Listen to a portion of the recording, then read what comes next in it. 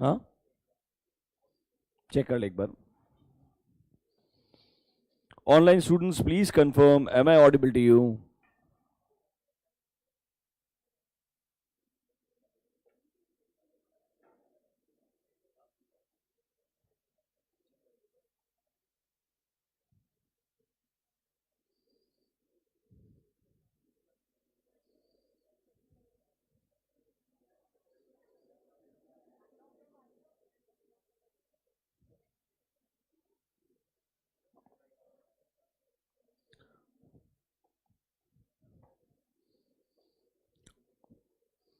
Chalo. Good morning, everyone. I said good morning, everyone. I hope you guys are doing absolutely fine. Today we're going to start with Group 2. Now, I'm sure you are aware there are in total 4 subjects: EISSM, Advanced Accounts, FM, and Auditing. सब 100 marks का है, ये बोलने का जरूरत नहीं है. Today we're going to focus directly on EIS and SM part. Let me give you an introduction first about EISSM. फिर हम कैसे शुरुआत करेंगे वो डिस्कस करते हैं. देखो बेटा, EIS and SM, 2 parts divided into 50 marks each. In strategic management, we have 8 chapters, and in EIS, we have 5 chapters as per ICI module. First thing first, if we talk about a theory subject, ICAI would want a teacher as well as a student to stick to the module. Do you get my point? Unfortunately, अगर तुमको पास होने का है तो now तुम बोलेगा तो sir इसके beyond we will try to go to certain limits, not so much that you get out of the subject completely, because it's a theory subject. Eventually तेरे को यहाँ question solve नहीं करने का है, समझना पड़ेगा, question समझना पड़ेगा और आंसर लिखना भी पड़ेगा ideally. तो एक ओवरव्यू पहले कि EIS के 5 चैप्टर्स क्या है एंड स्ट्रेटेजिक मैनेजमेंट के 8 चैप्टर्स क्या है एंड हम कैसे शुरुआत करेंगे and what will be our approach for next 2.5 months. सबसे पहले look at the chapters of strategic management. 8 chapters. Do you remember BCK in foundation? At least the subject कुछ याद है थोड़ा बहुत? You remember you had a chapter called business environment which I stressed unnecessarily. तुमको लगा होगा कितना ज़्यादा पढ़ा रहे हो उस चैप्टर को, right? Because that chapter is actually base for this entire subject. पूरा strategic management जो है उस चैप्टर नंबर 2 के ऊपर ही बेस्ड है. रादर बहुत सारी ऐसी चीजें हैं जो वापस यहां पर नहीं लिखी है, बट अजम्पशन है कि आपने BCK में वो चैप्टर नंबर 2 पढ़ा होगा, इसीलिए आपको चीजें समझ में आएगी. याद है क्या कुछ? SWOT analysis, characteristics of business environment क्या होता है, इंटरनल एनवायरनमेंट, एक्सटर्नल एनवायरनमेंट, कुछ याद है कैसे वर्ड्स? पेस्टल एनालिसिस करके कॉन्सेप्ट याद है क्या? All those concepts will come back. Rather the entire strategic management, उसका जो इंट्रोडक्शन था वो उस चैप्टर नंबर 2 के अंदर था. और आपको ऐसा लगेगा भी बार बार कि क्यों सर बार बार उस चैप्टर नंबर 2 पे जा रहे हैं, even in strategic management, because वो चीजें डायरेक्टली यहां पे वापस मेंशन नहीं है, बट अज्यूम्ड है कि तुम्हें वो मालूम है, इसलिए तुम ये चैप्टर को इस तरीके से समझ सकते हो. सो that chapter will play a very important role to understand all these 8 chapters. Now, what are these 8 chapters? इनको डिजाइन कैसे किया है? See, look at the name of the subject, strategic management. So, first word is strategy. Now, you think about any business. Let's take a simple example. Tata Motors, 15 years back, were they manufacturing electric vehicles? Were they? No, right? But 5 years back, they started doing it. And are they selling a EV for 50 lakh rupees? I'm asking you. Yes or no? No. They're selling it for 15 to 20 lakh rupees because they're manufacturing a car for India. So every company, so you might say when you talk about an electric vehicle, Tesla is one of the biggest companies, right? Then there is a company called Rivian Motors. Have you heard of the name? We'll talk about that as well, don't worry. So उनका strategy अलग है और Tata Motors का strategy अलग है. Because you work in a different industry altogether, you work in a different country altogether. तो आप जब स्ट्रेटेजी बनाते हैं आपको सोचना पड़ेगा आप प्रोडक्ट किसके लिए बना रहे हैं, आप प्रोडक्ट के अंदर क्या चीज बनाना चाहते हैं और क्या चीज नहीं बनाना चाहते हैं, किस प्राइस सेगमेंट पे प्रोडक्ट को लॉन्च करना चाहते हैं. So when we will talk about strategic management, it will tell you सबसे पहले आप क्या बिजनेसेस ऑलरेडी करते हैं, क्या नए बिजनेस शुरू करना चाहते हैं और नए बिजनेस को शुरू करने के पीछे ऑब्जेक्टिव्स क्या क्या हैं आपके. फिर आपने कुछ वर्ड्स पढ़े होंगे, याद है chapter number 6 of BCK, definitions. Vision, mission, goals and objectives, कुछ वर्ड ज्यादा रह क्या, दे विल कम बैक, उसके ऊपर पूरा एक चैप्टर है इस बार. There is an entire chapter on vision क्या होता है, मिशन क्या होता है, different types of goals and objectives, why company comes up with these different types of goals and objectives. Why am I saying these things to you? क्योंकि actually में वो definitions और चैप्टर 2 पे पूरा स्ट्रेटेजिक मैनेजमेंट सब्जेक्ट बनाया है. तो आपको ये कुछ स्टेप्स में बताएगा कि आप स्ट्रेटेजी को एक कंपनी के अंदर कैसे इंप्लीमेंट करते हैं. नाउ फॉर दीज 8 चैप्टर्स, ये क्यों ऐसे सीक्वेंस के अंदर है, I will explain you a process. Give it some time. We will start after I give you an introduction of EIS also. Then when we start with that concept of strategic management process, आपको ये 8 के 8 chapter इस sequence में क्यों है, क्यों हमको ऐसे पढ़ना चाहिए, वो आपको समझ में आएगा. But these all chapters are around the strategic management process. कुछ भी बाहर का नहीं है, मतलब हर चैप्टर कनेक्टेड है. So we have to go in a sequence. We will start with chapter 1, 2, 3, 4. This we will not do in every subject. For EIS we will not do this. For auditing we will not do this. क्योंकि वहां पर chapter का sequence is not connected with the previous chapter. But strategic management में ऐसा है, इसीलिए chapter proper sequence में follow करना पड़ेगा. Now EIS has 5 chapters. सबसे पहले तो you might be thinking EIS, is it about IT? I am asking you, is it about information technology? Did you open the modules? No sir, size देख के side में रख दिया. I am sure audit, EIS and SM combined modules are this much. Audit में तो 4 module दिया होगा उन्होंने तुमको, EIS में भी एटलीस्ट 2 मॉड्यूल दिया होगा, स्ट्रेटेजिक मैनेजमेंट का छोटा सा बुक रहेगा. You have open the books? किसी ने भी नहीं? No one? एक भी नहीं? चैप्टर क्या है, अंदर कंटेंट क्या है, कुछ मालूम नहीं है? हाँ, पैकिंग भी ओपन नहीं किया हो. Very nice. First chapter is about business process. आपको कॉस्टिंग में परचेस प्रोसेस पढ़ा है क्या? परचेस प्रोसेस, रिक्वायरमेंट होना चाहिए, कोटेशन एनालिसिस करना चाहिए, PO बनेगा, पता होगा सब. फिर गुड्स रिसीव होने के बाद GRN बनेगा, पता है ना? कोई भी बिजनेस प्रोसेस को, बाय द वे उस परचेस प्रोसेस का दूसरा वर्ड भी है, P2P. It's called procurement to पे. क्या बोलते हैं? प्रोक्योरमेंट टू पे. तो basically EIS is about fancy terms. कुछ चीजें आपको मालूम रहेगी, उसका नया टर्म समझ में आएगा, एंड उस प्रोसेस को कैसे आप ऑटोमेट कर सकते हो. Now for example, when I से ऑटोमेशन, मतलब ह्यूमन इंटरवेंशन को कम करना. क्या करना? ह्यूमन इंटरवेंशन को कम करना. तो first chapter will be only about what is the business process, how do you automate this business processes. उसके ऊपर पूरा एक चैप्टर 1 बना के दिया है, एंड बहुत लिखा है. मतलब अगर स्ट्रेटेजिक मैनेजमेंट का the entire module is 200 pages, in EIS every chapter is approximately 100 page, so it's around 500 pages. Do you get my point? First chapter is only on business processes, different types of processes क्या होते हैं, कैसे उनको automate कर सकते हैं. सुनने के लिए, समझने के लिए मजेदार है. And even during articleship and post qualification when you start working in companies, आप 100% वो प्रोसेसेस एक्सपीरियंस करेंगे. There is no doubt about it. Problem कहां आएगा बोलता हूं मैं, उनका स्पेसिफिक क्वेश्चन आंसर करने में. That is why we'll have to become more careful कि उस चैप्टर के अंदर पहले प्रोसेस समझ तो लिया, what kind of questions they'll try to ask me and how do I need to answer those questions, वो मेरे लिए equally important बन जाएगा. Second chapter, have you heard about ERP packages? Tally, SAP सुना है आपने?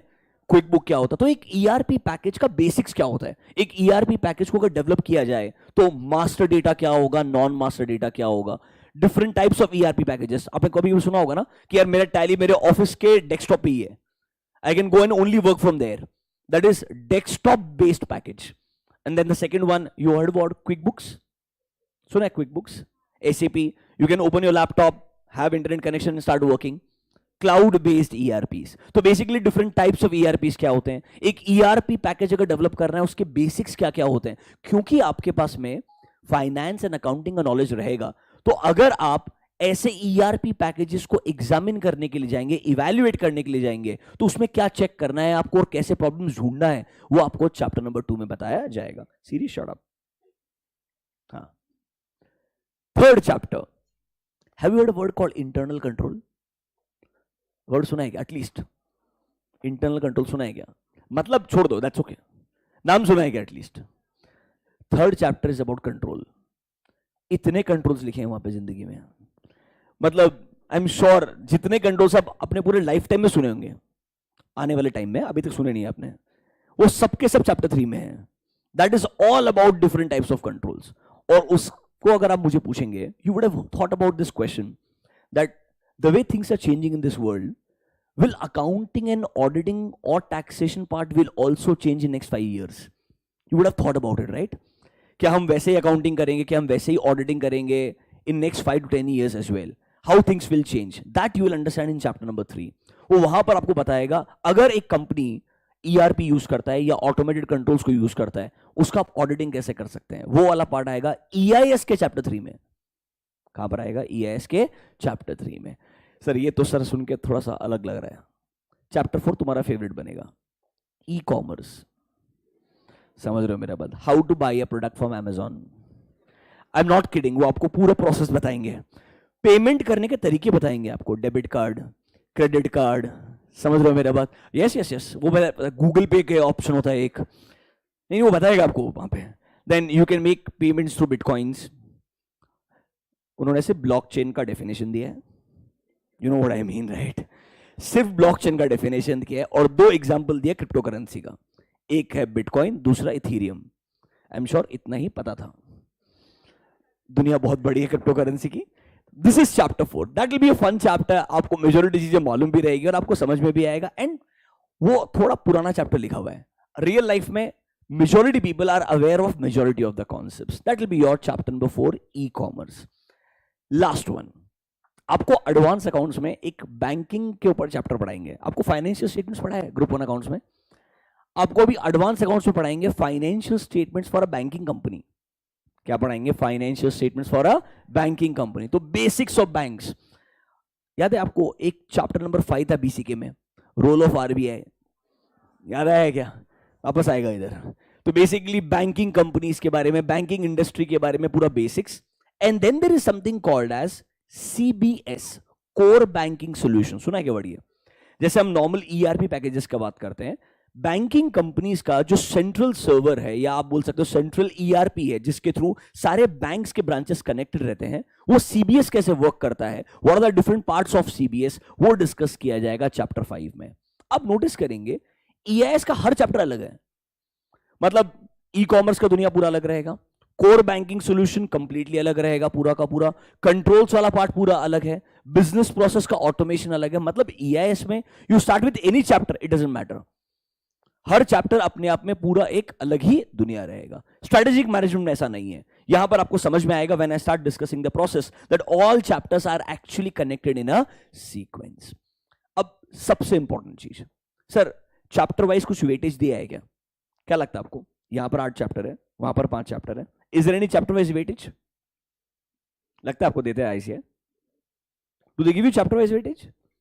दे, yes, for every subject. For every subject. मालूम है ना आपको ये चीज? प्रॉपर उन्होंने PDF बना के दिया है यार एक. मतलब हर लेवल के हर सब्जेक्ट का chapter wise weightage. EIS system का बेस्ट है, equal, irrespective of chapter size. Every chapter has equal weightage. Clear है एक चीज? तो EIS में सिंपल है, 50 मार्क का है, हर चैप्टर 10 मार्क के लिए आएगा. स्ट्रेटेजिक मैनेजमेंट 8 चैप्टर्स है, मतलब ऑलमोस्ट 7 to 8 मार्क्स पर चैप्टर. क्लियर है एकदम, कोई प्रॉब्लम वाला बात नहीं है. इसका एक ही प्रॉब्लम है, कोई भी चैप्टर छोड़ नहीं सकते हो. You can't leave any chapter. And you all know MCQs. उसके लिए आपको 100% अंडरस्टैंडिंग सारे चैप्टर्स का होना ही चाहिए. Because see MCQ question can be picked up from any part of the module. कोई गारंटी नहीं है कि यार एक स्पेसिफिक पार्ट पे क्वेश्चन पूछा जाएगा. एंड बहुत डिफिकल्ट प्रिडिक्ट करना कि एग्जैक्टली MCQ में कौन से पार्ट पे क्वेश्चन आएगा. इसीलिए सिलेबस पूरा थॉरली गो थ्रू करना पड़ेगा. अभी के लिए उधर 5 चैप्टर है, इधर 8 है. इतना समझ में आया? वेटेज समझ में आया? अभी हमारा अप्रोच क्या रहेगा? 3 स्टेप प्रोसेस. सबसे पहला चीज, EIS SM दोनों सब्जेक्ट के अंदर बेयर मिनिमम रिक्वायरमेंट है कि आपने पूरा मॉड्यूल पढ़ना चाहिए. आपने समझ रहे हो मेरा बात? पढ़ना चाहिए. आप तो पढ़ेंगे नहीं, मुझे ही पढ़ाना पड़ेगा. सेकेंड थिंग, आपको कॉन्सेप्ट समझ में आना चाहिए. This exam EIS SM paper was simple, auditing was challenging, I'm telling you, but in last 4 to 5 attempts, if you look at the ICI paper, it looks like finally their way of asking question is changing a little bit in theory papers. मतलब अब straight forward theory, business process automation के 5 step क्या होते हैं लिख के दे, थोड़ा कम पूछते हैं. अब बोलते हैं तुम एक कंपनी का सीएफओ है, तुम्हें अपने बिजनेस में एक प्रोसेस को चेंज करना है, उसके स्टेप्स क्या होंगे? You know what I mean. Answer is same. The only difference is understanding what to write, and they will not ask in a straight forward language. तो थोड़ा एक्सपेक्टेशन क्या है, हर कॉन्सेप्ट को पढ़ना है, मैं मानता हूं, कुछ अप टू सम एक्सटेंट याद भी करना पड़ेगा, लिखना भी पड़ेगा, पर समझना बहुत इंपॉर्टेंट है. अगर आपको वो नहीं पता चला तो आपको ये पता नहीं चलेगा किस क्वेश्चन में मुझे लिखना क्या है, तो आपका मेहनत जो है ना पूरा फायदा नहीं होगा. So when you do thorough reading of the entire module, understanding becomes a very important part. So that is why when we start with any chapter, सबसे पहले हम समझेंगे what exactly these concepts are. Once the understanding part is done, in all 3 subjects, auditing, AS and SM, will have to make summary notes during the class itself. Ideally मैंने बोलना चाहिए तुमको मैंने chapter पढ़ाया, घर जाओ नोट्स बनाओ. नहीं होगा, कोई चांस नहीं है. I know you really well. Yes, थोड़ा होमवर्क आपको मिलेगा थियरी के अंदर भी, बट स्टार्टिंग के अंदर एक कॉन्सेप्ट को कैसे समराइज करना चाहिए, कैसे इंपॉर्टेंट चीजों को पिक करना चाहिए, ये भी धीरे धीरे आपको सीखना पड़ेगा. So will have majority chapters का summary in the class itself जब आप लिखते जाएंगे साथ साथ के अंदर, because I believe when you listen and you write you understand better comparatively. Plus exam में आपको क्वेश्चंस का आंसर भी लिखना पड़ेगा ना यार, सिर्फ समझने से कुछ नहीं होगा, थोड़ा आपका राइटिंग प्रैक्टिस बहुत हेल्प करने वाला है. That is going to be the third part. अब इसके अलावा एक चीज और, जैसे एक चैप्टर कंप्लीट होगा, let's say 1 chapter is done, do you get my point, will do one thing. उस चैप्टर के ऊपर आईसीआई ने रिसेंटली लास्ट 4-5 अटेम्प्ट्स के अंदर क्या क्वेश्चंस पूछे हैं, will discuss them in the class. 1 or 2 questions I will give you for homework also, where you do some practice, ताकि आपको हर चैप्टर के बाद में कॉन्फिडेंस आना चाहिए, मैंने पढ़ा है, मेरे को ये समझ में आया, इस पे ऐसे क्वेश्चंस आएंगे, मेरे को ऐसा आंसर लिखने का है, ये आपको पर्सपेक्टिव पता होना चाहिए. Is this clear to you? This will be our process. अब ये तो हो गया सब्जेक्ट वाला बात. अब इसके अलावा क्या, I am very happy to see so many of you here. First of all, so lot of years back, बहुत साल पहले, I think in 2014-15 we started something very interesting and I would want to continue that. In strategic management class, after 3-4 days, we will make group of students. So let's say we'll have 10 groups. Every group has to come up with a business idea. Has to. Okay. And it should be one idea, one group. एक group में 5 लोग हैं, 5 idea present नहीं करने का इधर, समझ रहे हो? Come up with a simple business idea. What you believe. Now, please understand one thing.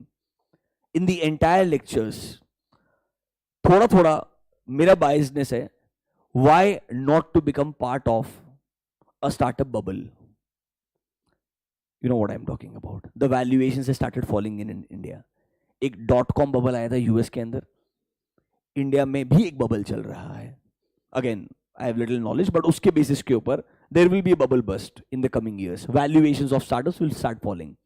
तो आपको कुछ ऐसे बिजनेस आइडियाज के बारे में सोचना है which you believe are practically realistic in nature, and when you start implementing them, एक स्पेसिफिक जेस्टेशन पीरियड के बाद में प्रॉफिटेबल बन सकते हैं. Profitability will be the important part. You get my point. Don't talk about this market size बहुत बड़ा है, मेरे को इस मार्केट साइज का 10% मिल जाएगा, इट्स अ 100 बिलियन का market, I will get 10%, 10 billion valuation होना चाहिए मेरा. Don't come up with that. Shark tank नहीं चल रहा इधर, नहीं चल रहा है, आई एम सॉरी. यहां पर प्योर बिजनेस अंडरस्टैंडिंग कि हाँ भाई इस इंडस्ट्री में, now it can be a very simple business problem also. Like I will give you an example. आपको ऐसा लगता है, फॉर एग्जांपल आप घर बना रहे हैं, थोड़ा सा आप अनऑर्गेनाइज सेक्टर में डील कर रहे हैं. I believe there are some people who are difficult to deal with. I want to create maybe an organisation, for example Livspace. Livspace सुना आपने? इंटीरियर डिजाइनिंग करने में help करता है आपको. Conventional business model, do you get my point, but strong one, finding a problem and then coming up with a solution. तो ऐसा business idea आप सोचेंगे. Along with the group, try to make a presentation, and you will have to make a presentation to the class. And these are all your judges. They all have a right to ask you questions, not in the middle of presentation, obviously. Are you guys interested in that? Question number 1. If yes, we'll have that activity probably after 3-4 days. We'll give you some time period to work on it, and then slowly, first 10 minutes maybe, one presentation every day, and then we'll get back to our syllabus. ठीक है? हो interested? पक्का? Online वाले तो कुछ नहीं कर सकते ऑब्वियसली, तुम तो पक्का? चलो एक काम करते हैं, now let's start with the syllabus. शुरू करें? चलो. 8 chapters, how do we start? सबसे पहले I'll give you an overview of strategic management process. पूरा प्रोसेस क्या होता है, ये 8 चैप्टर्स का लॉजिक क्या है, इस सब्जेक्ट को कैसे हमको पढ़ना शुरू करना है. Now we're gonna start with the strategic management part directly. Okay. There is something called as 5-step strategic management process. Look at this process along with me. Step by step try to understand. We'll try to take 2-3 examples. ये process आपके syllabus में नहीं है, पहले बोल रहा हूं आपको मैं, बट ये प्रोसेस से आपको पूरा सब्जेक्ट जो है उसका अंडरस्टैंडिंग आएगा. Look at this diagram. Giving you 1 minute. Just look at this diagram. There are 5 stages given to you here.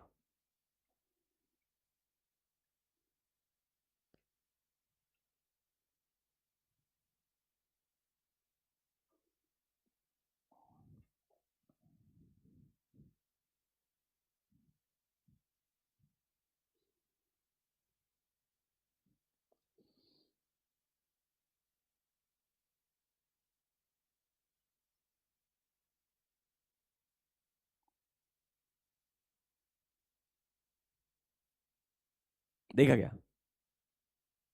कुछ समझ में आया या बाउंसर है? एक बेस क्रिएट कर रहा हूं, डोंट वरी. बाद में शुरुआत बिल्कुल आईसीआई लेवल से, स्ट्रेटजी क्या होता है, मैनेजमेंट क्या होता है, will get there, don't worry. But before I get there I want you to understand the basic पूरा सब्जेक्ट का जिस्ट. इसीलिए प्रोसेस को थोड़ा समझना जरूरी है. ये क्या बोलता है, 5 स्टेप्स क्या बोलता है? स्ट्रेटेजी मतलब सिंपल वर्ड्स में कोई भी आपका एक गेम प्लान.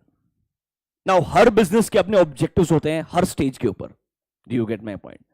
सबसे पहला चीज वो क्या बोलता है, अगर आपको कोई भी नया स्ट्रेटेजी इंप्लीमेंट करना है अपने बिजनेस के अंदर, सबसे पहला स्टेप ये बोलता है where are we.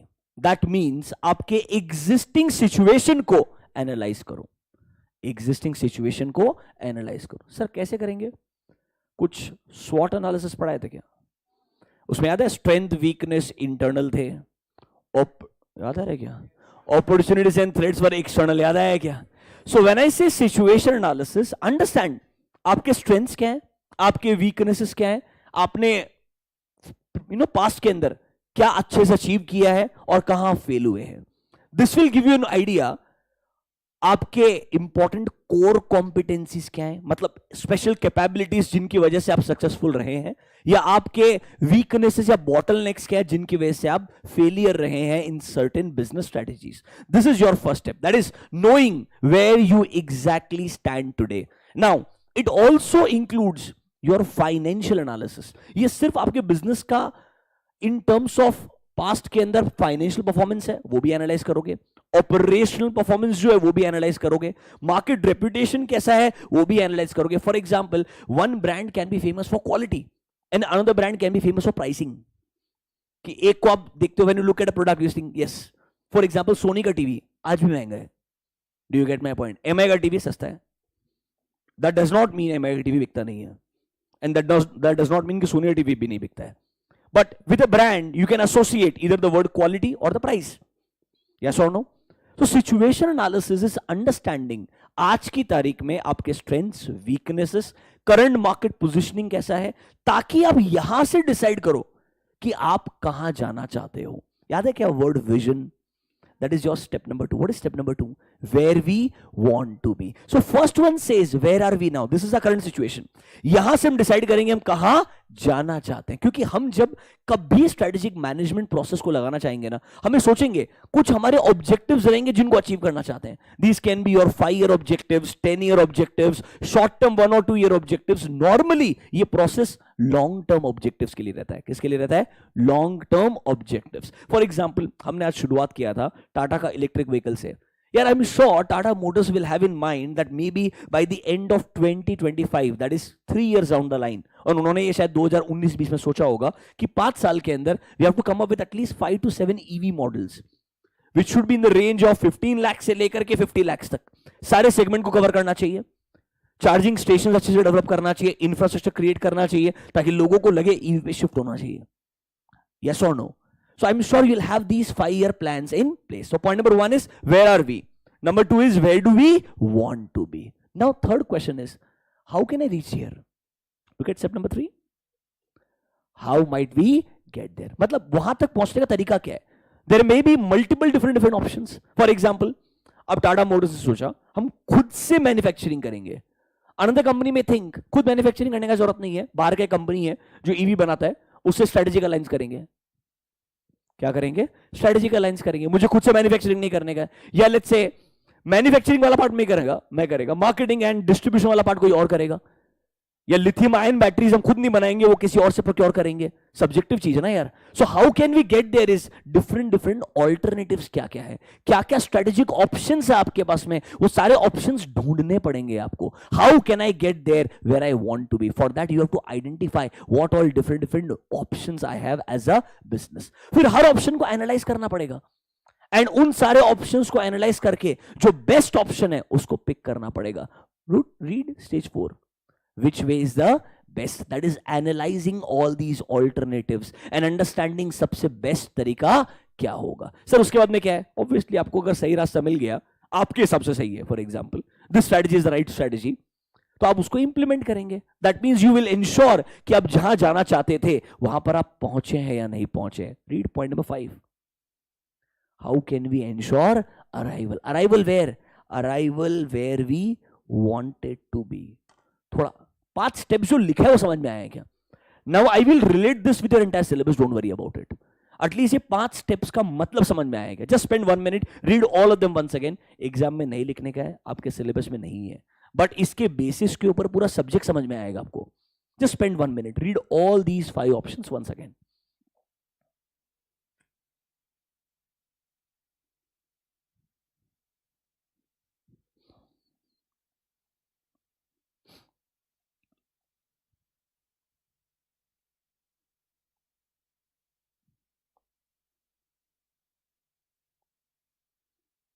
Can I come to chapters now? अब एक काम करो, इन 5 चीजों को दिमाग में रखना और चैप्टर्स को देखते हैं जरा एक बार. आओ शांति से. Look at the index. सबसे पहले चैप्टर का नाम क्या है? यहां पर आपको पहले बताएंगे मैनेजमेंट क्या है, स्ट्रेटेजी क्या है, फिर स्ट्रेटेजिक मैनेजमेंट क्या है, उसके एडवांटेजेस डिसएडवांटेजेस, चैप्टर खत्म. इसको किसी से भी रिलेट मत करो, इधर सिर्फ आपको डेफिनेशन समझ में आएगा. और पता है स्ट्रेटेजिक मैनेजमेंट का डेफिनेशन क्या है? जो मैंने आपको प्रोसेस बताया ना अभी, कोई डेफिनेशन है, थोड़ी देर में समझेगा. उन्होंने थोड़ा अलग तरीके से लिखा होगा, don't worry about it. First chapter useless, शुरुआत वहीं से करना पड़ेगा अनफॉर्चुनेटली. सेकेंड चैप्टर देखो, डायनेमिक्स ऑफ. अब यहां पर ना कुछ चैप्टर के नाम मिसलीडिंग है. इस चैप्टर में इतना लिखा है, look at the number of pages. ये कॉम्पिटिटिव स्ट्रेटेजी के ऊपर तो पहले 4 पेज है बस, बाकी के 44 पेज बहुत सारी चीजों पे हैं. But I will give you an understanding chapter 2 के अंदर है क्या. याद है क्या? वेयर आर वी, वो पूरा सिचुएशन एनालिसिस जो है यहां पर दिया है. मतलब वापस वो स्वॉट एनालिसिस आएगा. और याद है मैंने आपको शायद, जो मुझे याद है, स्वॉट के साथ साथ में टोज मैट्रिक्स पढ़ा दिया था बीसीके में. याद आ रहा है क्या? कुछ चीज जबरदस्ती दे दी थी क्योंकि मेरे को मालूम था आगे काम में आने वाला है. डोंट वरी, वापस पढ़ेंगे. स्वॉट भी आएगा, टोज मैट्रिक्स भी आएगा. Basically strength, weakness, opportunities and threats को एनालाइज कैसे करना है और रिलेट कैसे करना है, that will come here. Then there is something called as, very interesting concept, portfolio analysis. क्या बोलते हैं? पोर्टफोलियो. मतलब एज अ बिजनेस आपके पास में एग्जिस्टिंग प्रोडक्ट्स क्या क्या हैं. फॉर एग्जांपल अगर मैं आईटीसी है, मेरे पास में 5 अलग अलग प्रोडक्ट्स एंड सर्विसेज हैं. मेरे को हर अलग अलग प्रोडक्ट या सर्विस को एनालाइज करना चाहिए कि कौन से प्रोडक्ट के लिए मुझे क्या स्ट्रेटेजी लगाना है. देखो हो सकता है ना यार, a company as big as ITC may not apply a single strategy for all products. They may use different strategies for every products or services. Yes or no? Logical बात है कि नहीं है? इसीलिए आपको हर प्रोडक्ट्स एंड सर्विसेज को analyse करना पड़ेगा ना, उसके लिए कॉन्सेप्ट आएगा पोर्टफोलियो एनालिसिस। क्या आएगा? Portfolio analysis. फिर वो पोर्टफोलियो को एनालाइज करने के लिए कुछ मॉडल्स दिए हैं। For example, have you heard of consulting firms like BCG, McKinsey? इन सबके कुछ बिजनेस एनालिसिस मॉडल्स आपके सिलेबस में इंक्लूड किए, वो सब चैप्टर नंबर 2 में आएगा। मतलब chapter number 2 is all about your situation analysis, your existing business analysis. वो वाला पार्ट आपको चैप्टर नंबर 2 में पढ़ाया जाएगा। ऐसा लग रहा है क्या this chapter number 2 is my stage 1? लग रहा है क्या? यस और no? Where are we now का आंसर आपको मिलेगा पूरे चैप्टर नंबर 2 को समझने के बाद में। ओके, चैप्टर नंबर 3 का नाम क्या है? नाम देखने के लिए क्या लिखा है? Strategic management process. जबकि इसमें पता है कि कंटेंट क्या है, विजन क्या होता है, मिशन क्या होता है, गोल्स एंड ऑब्जेक्टिव्स। मतलब ये हमारा स्टेप नंबर 2 है। वेयर आर वी के बाद में डिसाइड करते हैं ना, where do we want to be, तभी तो आएगा ना विजन मिशन। यस और नो?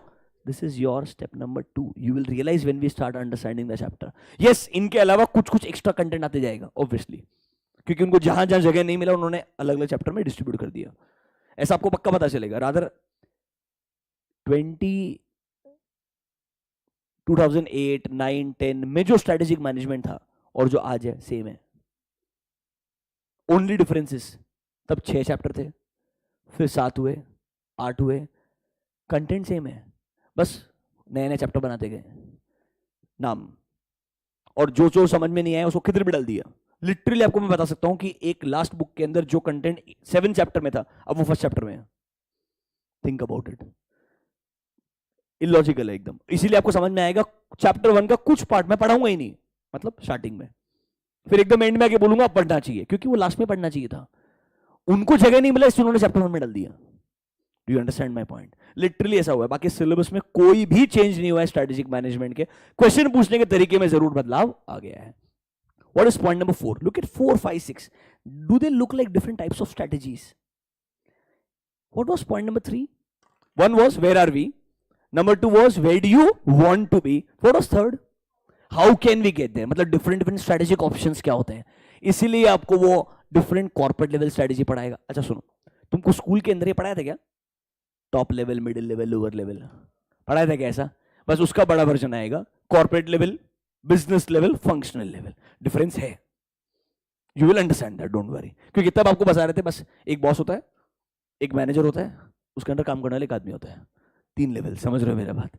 अब वो थोड़ा सा एक कॉर्पोरेट वर्ल्ड से लेके जाएगा आपको, कैसे डिफरेंट डिफरेंट बिजनेसेस होते हैं, हर बिजनेस के अंदर अलग अलग फंक्शंस होते हैं। तो these 3 levels will come, that is why these 3 levels of strategies will also come, that is your corporate level, business level and functional level. So this is nothing but my step number 3, what are different options. Then comes your chapter number 7. Look at chapter number 7. Organization and strategic leadership. मतलब याद है क्या? हम सारे options को ढूंढेंगे, उनको analyse करके बेस्ट ऑप्शन निकाल लेंगे। इसमें कुछ लिखा नहीं है। What was आखिरी स्टेप नंबर 5 क्या था? How can we ensure arrival? उसके ऊपर चैप्टर 7 and 8 दोनों बना के दिया है कि आप उस स्ट्रेटेजी को इंप्लीमेंट करो। इंप्लीमेंट करने के लिए आपको सही लीडर लगेगा। अरे हाँ है ना? And this is not organisation, this is organisation structure. क्या है ये? Organisation structure. अच्छा, कुछ तो top level, middle level, lower level, इसके अंदर याद है क्या? कंपनी का सीईओ, समझ रहे हो, purchase manager, sales manager, HR manager. सुना है क्या? एचआर में काम करने वाले लोग, ऐसा पढ़ाया था क्या आपको? Simple structure. ऐसे different different types of organisation structures आपको चैप्टर नंबर 7 में पढ़ाए जाएंगे। Chapter 7 and 8 is all about how can we ensure arrival. That is my step number 5. Fourth है ही नहीं चैप्टर्स में। What was fourth? Which is the best? वो नहीं बताएंगे आपको। पूरे चैप्टर्स पढ़ने के बाद में how to identify the best strategy मिलेगा ही नहीं, क्योंकि उसके लिए एक्सपीरियंस लगता है। तो जब आप कंसल्टिंग में जाएंगे, आप अपने एक्सपीरियंस के हिसाब से डिसाइड करेंगे इस सिचुएशन में बेस्ट क्या है। वो आपको बताएगा ये 5 स्ट्रेटेजी है, कौन सी वाली कब अच्छी है बताएगा, तेरे लिए कौन सी बेस्ट है वो तू डिसाइड कर उस सिचुएशन में। उसका आंसर कोई भी चैप्टर में डायरेक्टली नहीं मिलने वाला है। तो एक स्टेज जो है, जो स्टेप नंबर 4 है, वो आपको डायरेक्टली कोई कॉन्सेप्ट से एसोसिएट नहीं हो सकता है, बट ओवरऑल पूरा का पूरा सिलेबस जो आपका स्ट्रेटेजिक मैनेजमेंट का है, इस प्रोसेस के अराउंड रिवॉल्व करता है। मतलब एकदम लॉजिकल सीक्वेंस में जाएगा। इतना बात समझ में आया क्या? अब हम शुरुआत करते हैं चैप्टर नंबर अनफॉर्चुनेटली 1 के साथ में।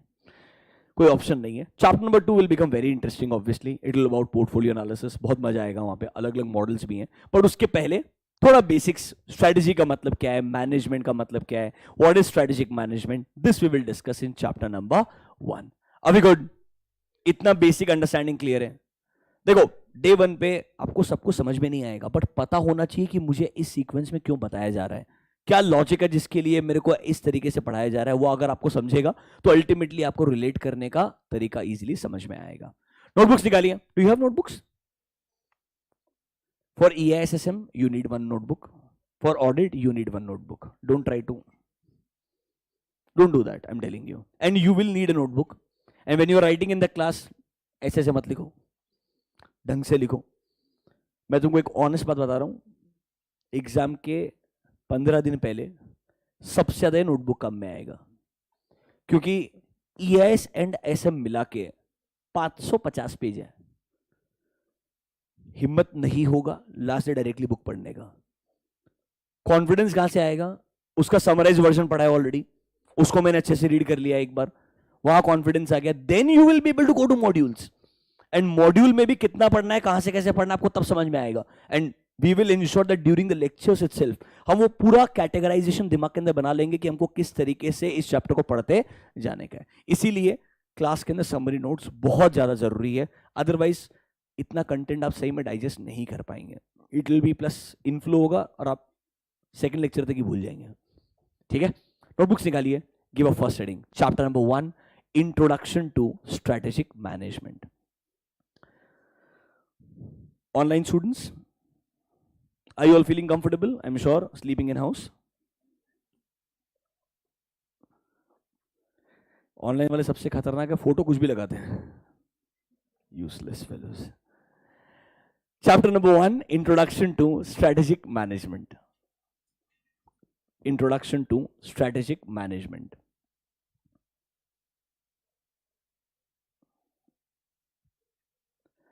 अभी देखो, मुझे पता है तुमको क्लास में आंसर देने की आदत नहीं है, ऐसा लग रहा है तुम्हारी शक्ल से, है क्या? देखते हैं अभी। So I am going to trouble you in every concept. I will first ask you, तुमको क्या लगता है, और आई एम श्योर तुम कुछ भी आंसर दोगे, ऑब्वियसली ऐसा होगा ही। ठीक है, यहां पर अनफॉर्चुनेटली आपको वो फीलिंग नहीं आएगा जो शायद अकाउंट्स और कॉस्टिंग में आता होगा, क्या आंसर मैच होता है। किसी किसी को आता होगा ना ऐसा, कभी कभी ऐसा कभी नहीं होगा, मतलब बहुत रेयर है कि आपको, obviously because these concepts are pretty new to you, right, but some of them are pretty basics. For example, let's start with the first word. इस चैप्टर के अंदर दो टर्म्स सबसे पहले पढ़ेंगे, स्ट्रेटेजी क्या है, मैनेजमेंट क्या है। Let's start with the word management, a very simple term. Can you tell me what is the meaning of the word management? Anyone? सुना होगा यार सब लोगों ने। What is management?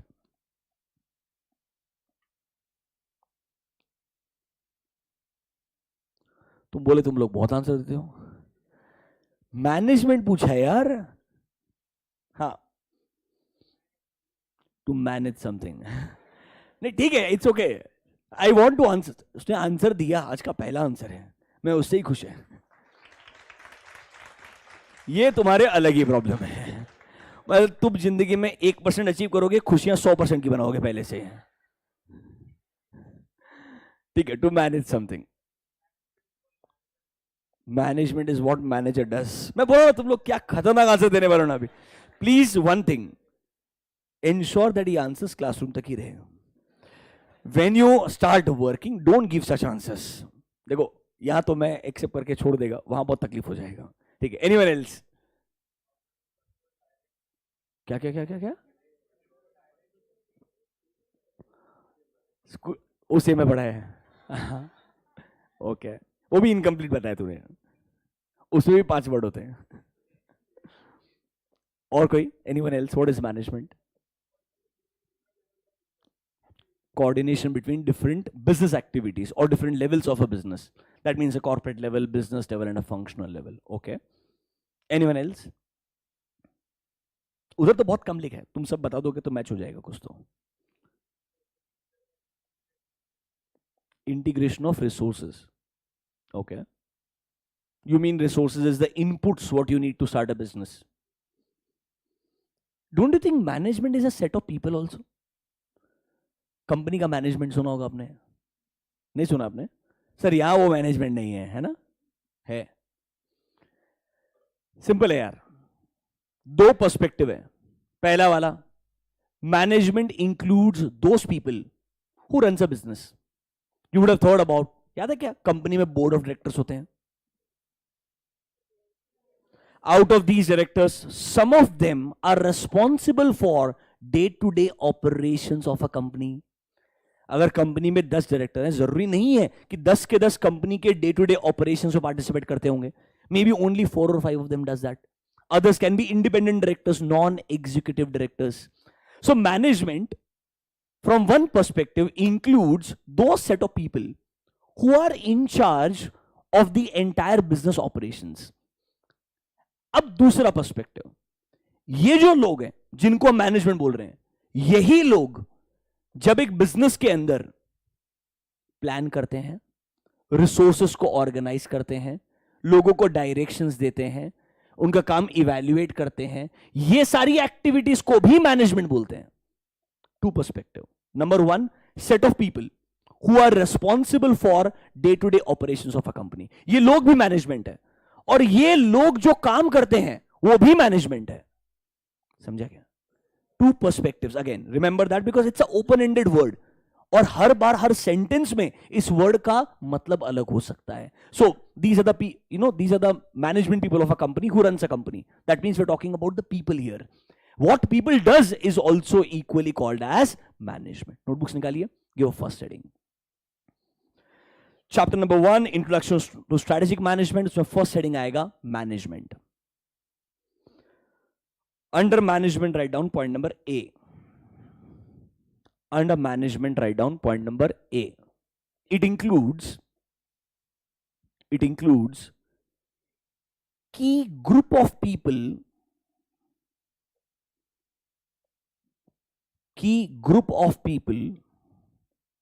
who are in charge, key group of people who are in charge for entities day-to-day operations.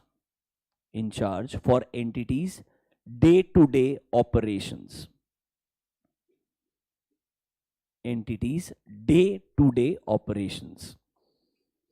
Number B.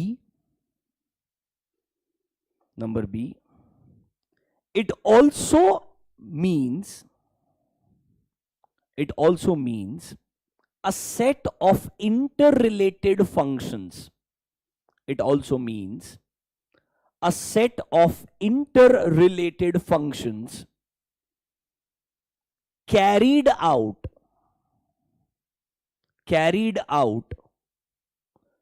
by these key people,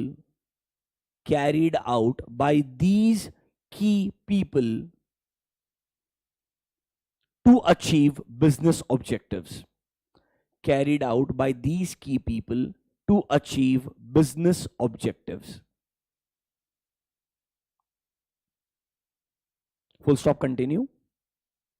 These functions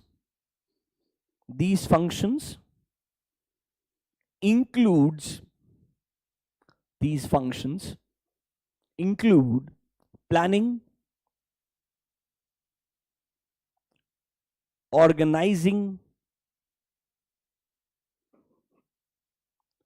directing, staffing, and controlling. Planning, organizing, directing, staffing and controlling. 2 minute spend करो, पहले पढ़ो क्या लिखा है. दो perspective से आपने point number ए और बी को बनाया है. ए में बोला है वो लोग जो बिजनेस के डे टू डे ऑपरेशंस के लिए रेस्पॉन्सिबल है, वो लोग भी मैनेजमेंट है. एंड ये लोग जब कुछ बिजनेस ऑब्जेक्टिव्स को अचीव करने के लिए इंपॉर्टेंट बिजनेस फंक्शंस को रिलेट करते हैं, रन करते हैं, उस चीज को भी मैनेजमेंट बोलते हैं. That will include making a plan for a particular product, making a plan for a particular, let's say, a business idea. उसके लिए रिसोर्सेस को लेकर के आना, उसके लिए लोगों को हायर करना, लोगों को सही डायरेक्शन देना एंड इंश्योर करना कि वो लोग उस ऑब्जेक्टिव को अचीव करने के लिए सही से काम कर रहे हैं या नहीं कर रहे। All these functions are part of management. आराम से पढ़ो एक बार, समझ में आता है क्या? If yes will move forward. इतना सा मतलब है, बिल्कुल basic.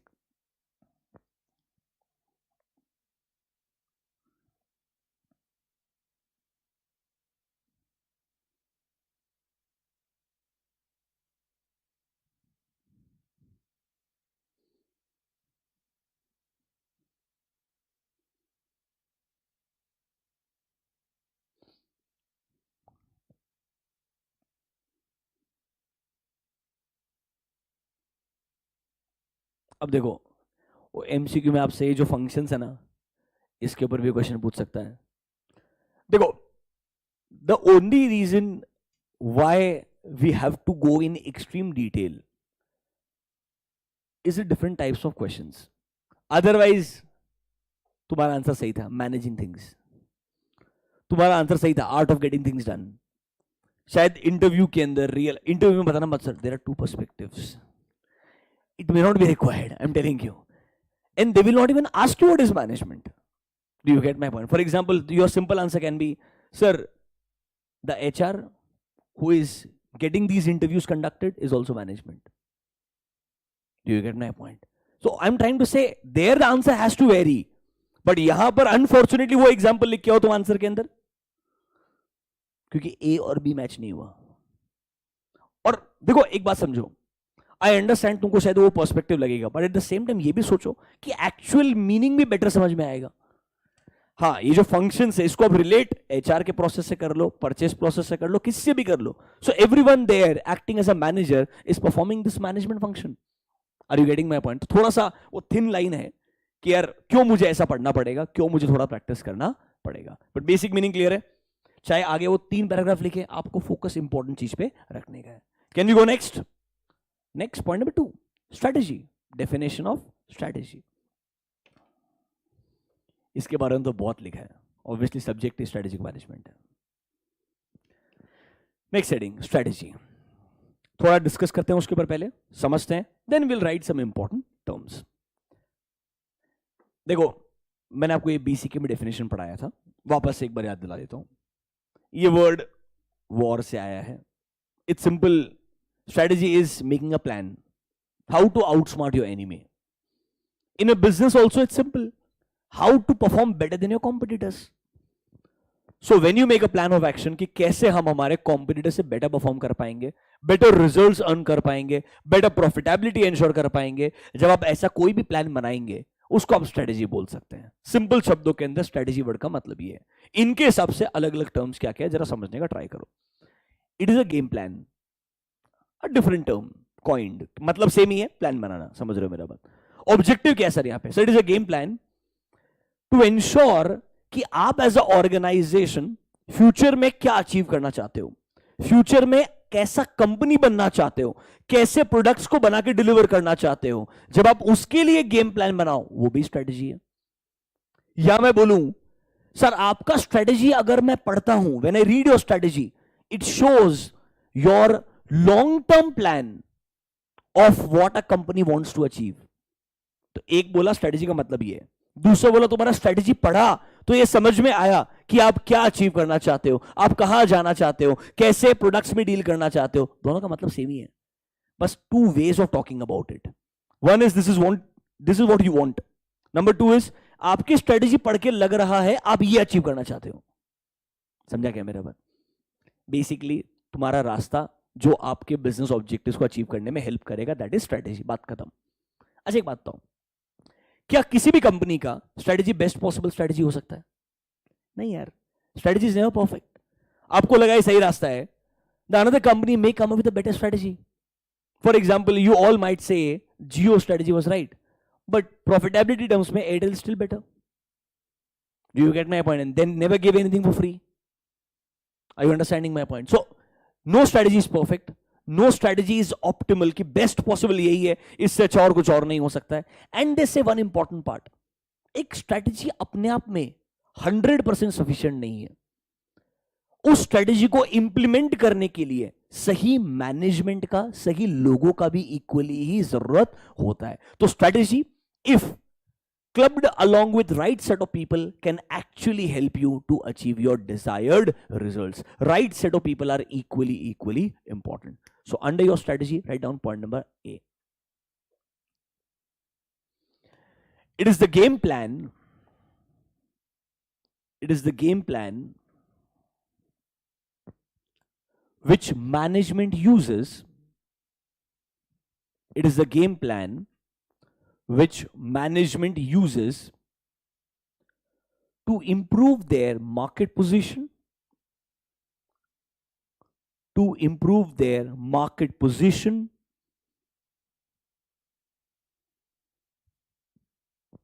comma, attract and satisfy customers,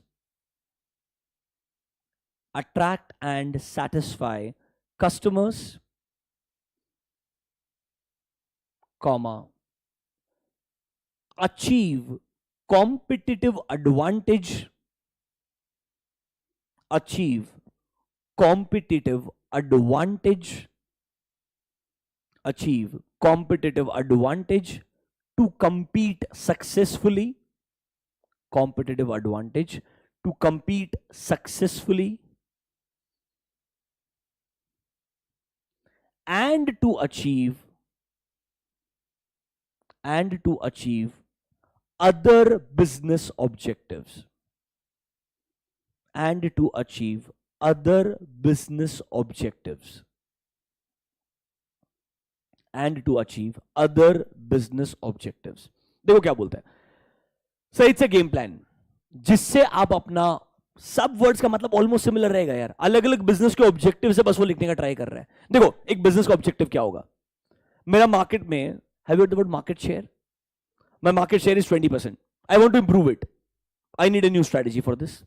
Can I say game plan to improve my market share or my market position? अब सोचो मार्केट पोजीशन इंप्रूव होगा, मार्केट शेयर अगर चेंज होगा और लेट्स से ग्रो होता है, अच्छा शायद मेरा ओवरऑल कंपीट करने का जो कैपेबिलिटी वो भी इंप्रूव होगा. दैट मीन्स पहले शायद एक कॉम्पिटिटर एक्स प्रॉफिटेबिलिटी अर्न कर रहा होगा, मैं उससे बेटर प्रॉफिटेबिलिटी अर्न कर पाऊंगा, बिकॉज इकोनॉमीज ऑफ स्केल का फायदा मिलेगा. पहले मैं 100 में से 20 के लिए प्रोडक्ट बना रहा था, अब 40 के लिए बना रहा है, fix cost per unit will come down, my margins will increase. Yes और नो? तो अब बॉटम लाइन, ये सारे ऑब्जेक्टिव्स जो है ना, इनको कैसे भी बोलो, ऑब्जेक्टिव ये है कि यार ये आपका प्लान है जिससे आप इनको अचीव कर सकते हैं, वो प्लान कहलाता है स्ट्रैटेजी. पढ़ के देखो, 1 मिनट, समझ में आता है क्या?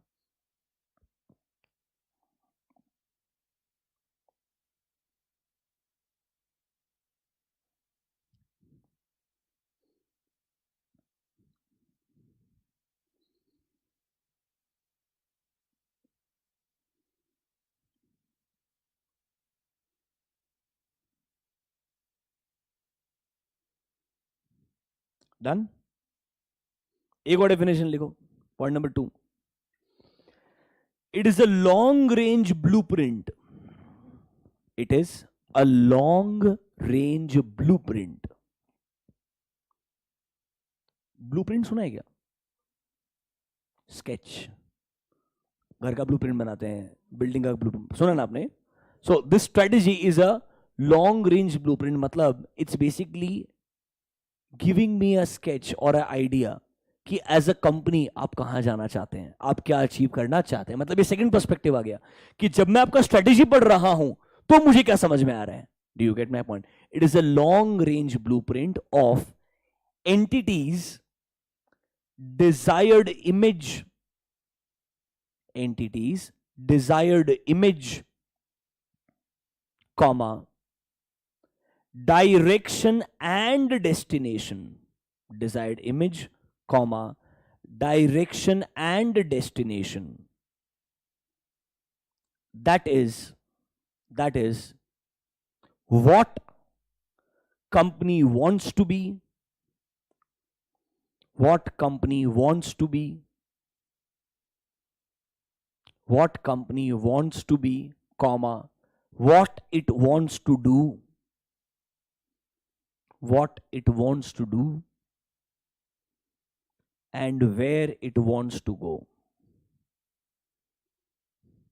and where it wants to go. Comedy लिखते हैं. बॉटम लाइन सिंपल है यार. अगर मैं आपका स्ट्रेटेजी पढ़ूं तो इससे मुझे पता चलेगा एज अ कंपनी आप किस डायरेक्शन में मूव कर रहे हैं, where exactly you want to be, what kind of image और reputation you want to create in the market. I will understand that by reading this blueprint. This blueprint is nothing but your strategy. पहले वाले में बोला strategy इसके लिए बनाते हैं, अब बोला स्ट्रेटेजी पढ़ के पता चलता है आप ये क्यों करना चाहते हैं. मतलब सेम है यार. सर मैं एग्जाम में क्या लिखूं, दोनों पॉइंट लिख के आ जाना, खत्म बात. इसीलिए बहुत सारी चीजें सिर्फ कट करके उतना ही हम डिस्कस करेंगे, उतना ही रेलेवेंट चीज समझेंगे जितना तू लिख काफी है. बहुत सारा चीज टाइम पास के लिए लिखा हुआ रहेगा, उसका कोई रेलेवेंस नहीं है. Is this clear to you? Spend 2 minutes आराम से शांति से पहले मैनेजमेंट पढ़ो वापस से और स्ट्रेटेजी का मीनिंग पढ़ो, फिर हम आगे जाएंगे. Spend 2 minutes guys.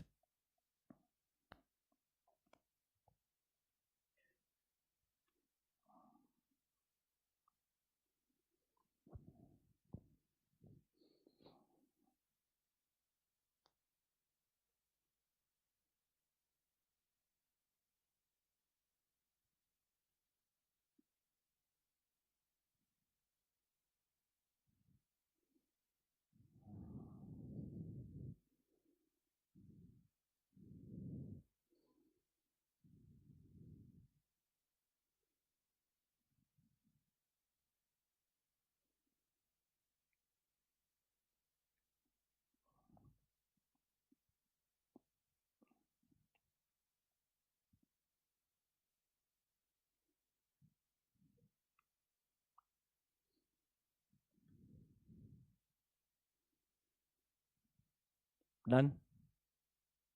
समझ में आ रहा है अभी तक पक्का? तुमको मालूम है अगर तुम, how many of you want to go for your masters in future post qualification? Anyone who has a plan to go for masters? Okay, in India masters means MBA. MS थोड़ा कम रेलिवेंट है comparatively. तुमको उधर भी management unfortunately शुरुआत ऐसे ही करेंगे, बस वो लिखवाएंगे नहीं, तब एग्जाम नहीं रहेगा. बट बहुत सारी ऐसी चीजें रहेगी इस सब्जेक्ट में फ्रॉम चैप्टर 2 ऑनवर्ड्स जो आपको सही में एप्लीकेशन किसी भी एक भी स्कूल के अंदर मिलेगा. बस the only difference will be वहां पे टीचर के पास ये स्ट्रेस नहीं है कि मेरे को इसको पास कराने का है. वहां पे टीचर को मालूम है इसको पास तो नहीं करने का है, ये अपना कैट जीमैट क्लियर करके आया है. मालूम है ना आपको? To get into a B school you need to get good scores in CAT and GMAT depending upon which B school you applying to. Do you get my point? मुझे इसको job दिलाने का है तो मेरे को सिर्फ केस स्टडी डिस्कस करने का है, and obviously with few people. Do you get my point? And people come with experience. सब लोगों ने कुछ ना कुछ साल के लिए काम किया होगा, कुछ फ्रेशर्स भी रहते हैं. So it's more about a discussion. We would try to do that, but अपने को थोड़ा बैलेंस स्ट्राइक करना बहुत जरूरी है. अगर ये नहीं किया तो 2 महीने बाद तो मेरे को बहुत गाली देगा. पहले 2 महीने बहुत खुश रहेगा obviously. Do you get my point? तो इसलिए I would prefer the other one. तुम ये 2 महीने तकलीफ में रहो, 2 महीने के बाद ज्यादा खुश रहो, बट थोड़ा सा बैलेंस स्ट्राइक करो. इसलिए ट्राई करना अपने आप को. कुछ चीजें खराब रहेगी, करना पड़ेगा, ऑप्शन नहीं रहेगा. चले आगे बढ़े. Let's go next. Come to this line, read this very interesting term. ऐसे क्या करेगा मालूम है एग्जाम में? सेम सेंटेंस पिक करेगा. Strategy is no substitute for sound alert and responsible management. Comment.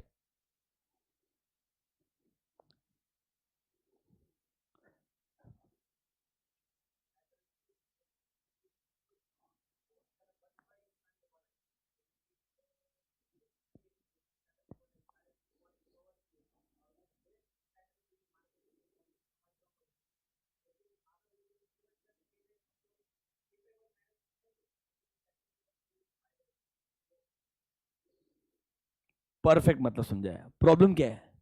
Answer क्या लिखोगे? समझेगा तुमको मेरा बात? अरे बहुत सिंपल सेंटेंस है, सबको समझेगा. दैट सी सिर्फ एक अच्छा स्ट्रेटेजी बनाने से कुछ नहीं होने वाला है.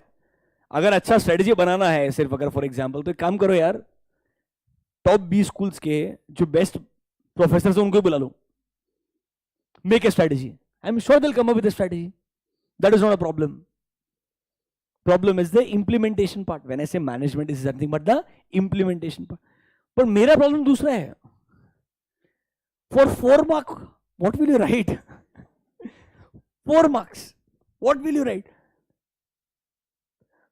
अगर, ढंग से सुनना, अगर सडनली आपको कभी लगे क्वेश्चन नहीं है, एक स्टेटमेंट पूछा है, तो उस स्टेटमेंट के ऊपर जो है और नीचे जो है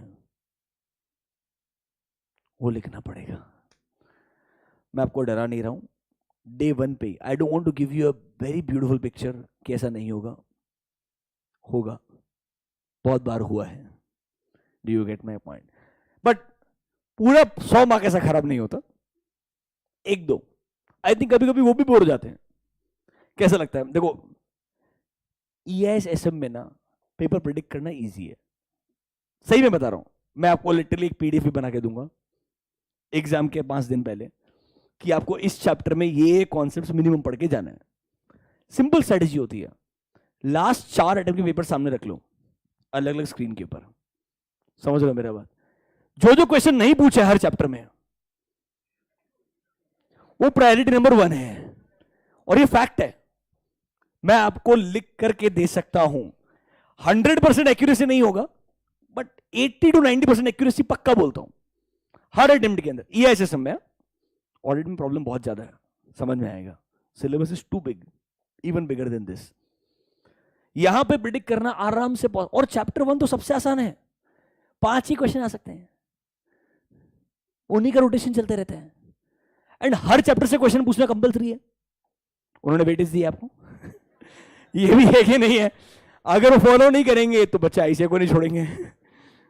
तो उनको भी मालूम. तो बेचारा कभी कभी क्वेश्चन बनाने के वाले के हिसाब से सोचो. एडवांटेज ऑफ स्ट्रेटेजिक मैनेजमेंट 15 बार पूछ लिया है, लिमिटेशंस 7 बार पूछ लिया है, क्या अलग पूछूं? तो एक काम करता हूं, एक स्टेटमेंट ही डाल देता हूं. Please try to understand. The unfortunate part is sometimes some exams are designed like that. But देखो, ऑब्जेक्टिव कुछ अलग था, हो कुछ और गया है. पर ऐसा एक आध क्वेश्चन रहेगा तो अपने आप को ऐसा बुरा फील नहीं कराने का. ऐसा अगर मिले तो सिर्फ सोचने का, अच्छा ये स्टेटमेंट है, इसके ऊपर मेरे को निबंध नहीं लिखने का है.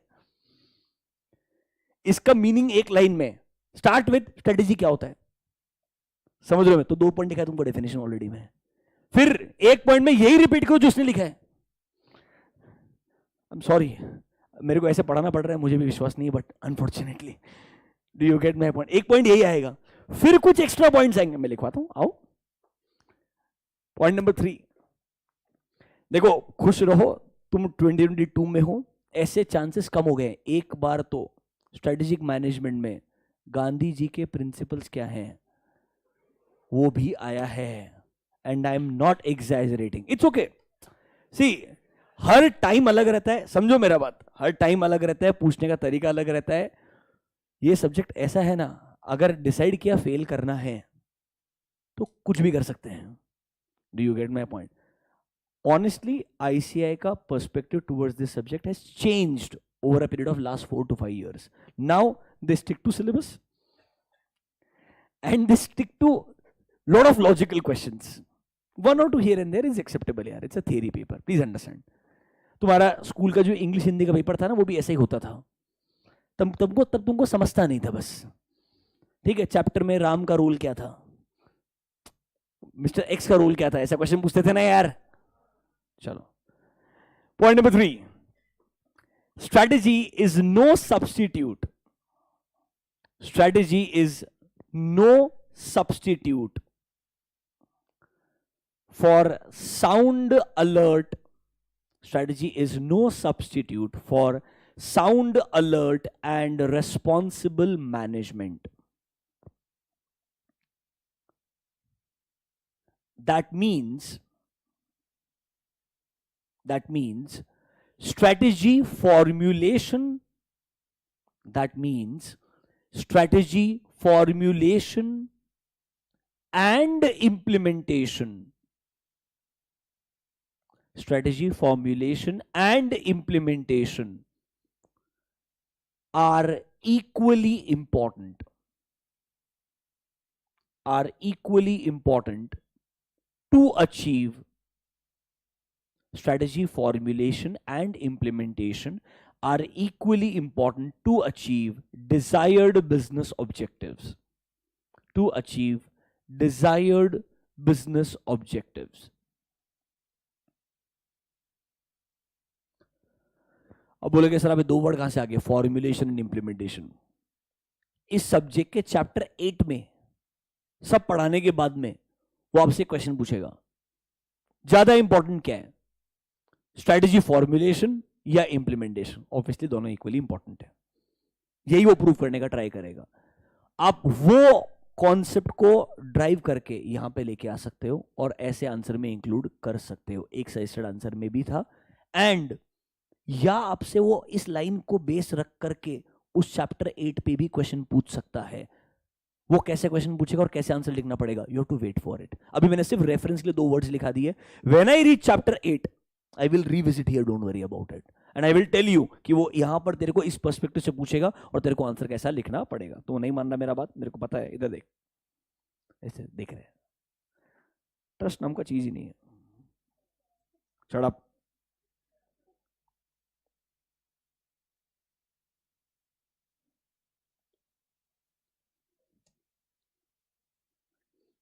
दिख रहा है क्या बॉक्स में? चार सिचुएशन बना के देगा, फॉर्मुलेशन स्ट्रांग है but let's say implementation weak है, या इंप्लीमेंटेशन स्ट्रांग है फॉर्मुलेशन वीक है, तो सिचुएशन कैसे कैसी हो सकती है, and how will you deal with these situations. I am trying to say वो उस स्टेटमेंट से कनेक्टेड है एक पॉइंट के बाद में, कि सिर्फ स्ट्रेटजी इंपॉर्टेंट नहीं है, management is equally equally important, and management is nothing but implementation of the strategy, because management here is people, and that is why they will teach you different types of leaderships.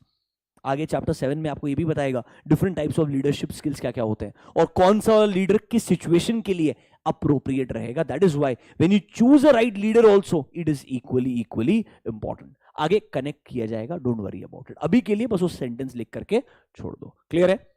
Point number 4, strategy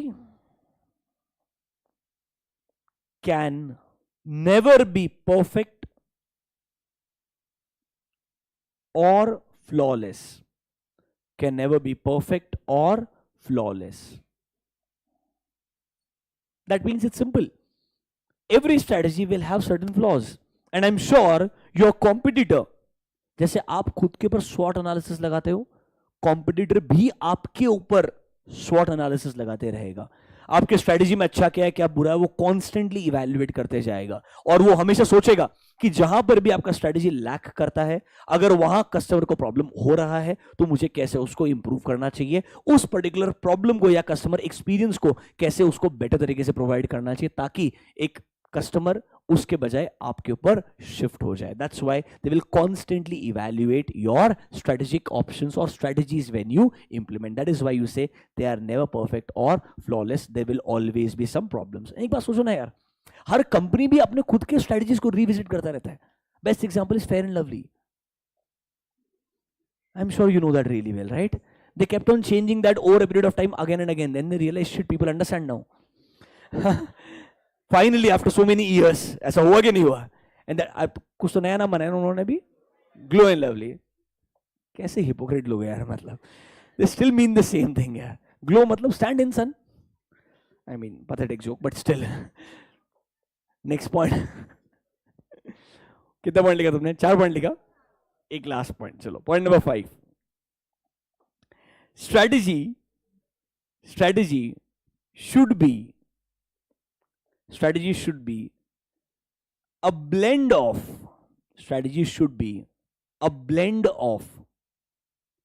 blend मतलब mixture, a blend of proactive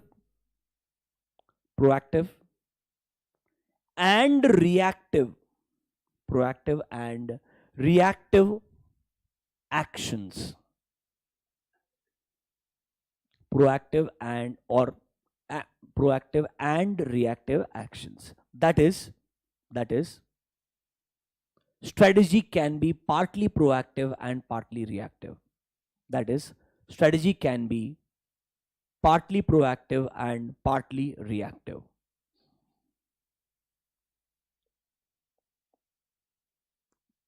don't worry, ये last चीज है जो strategy के बारे में पढ़ेंगे, इसके बाद आप सुन भी नहीं पाओगे। एक काम करो, पहले जरा अभी तक स्ट्रेटेजी के बारे में क्या लिखा है जरा पढ़ लो एक बार, कोई ऑप्शन नहीं है।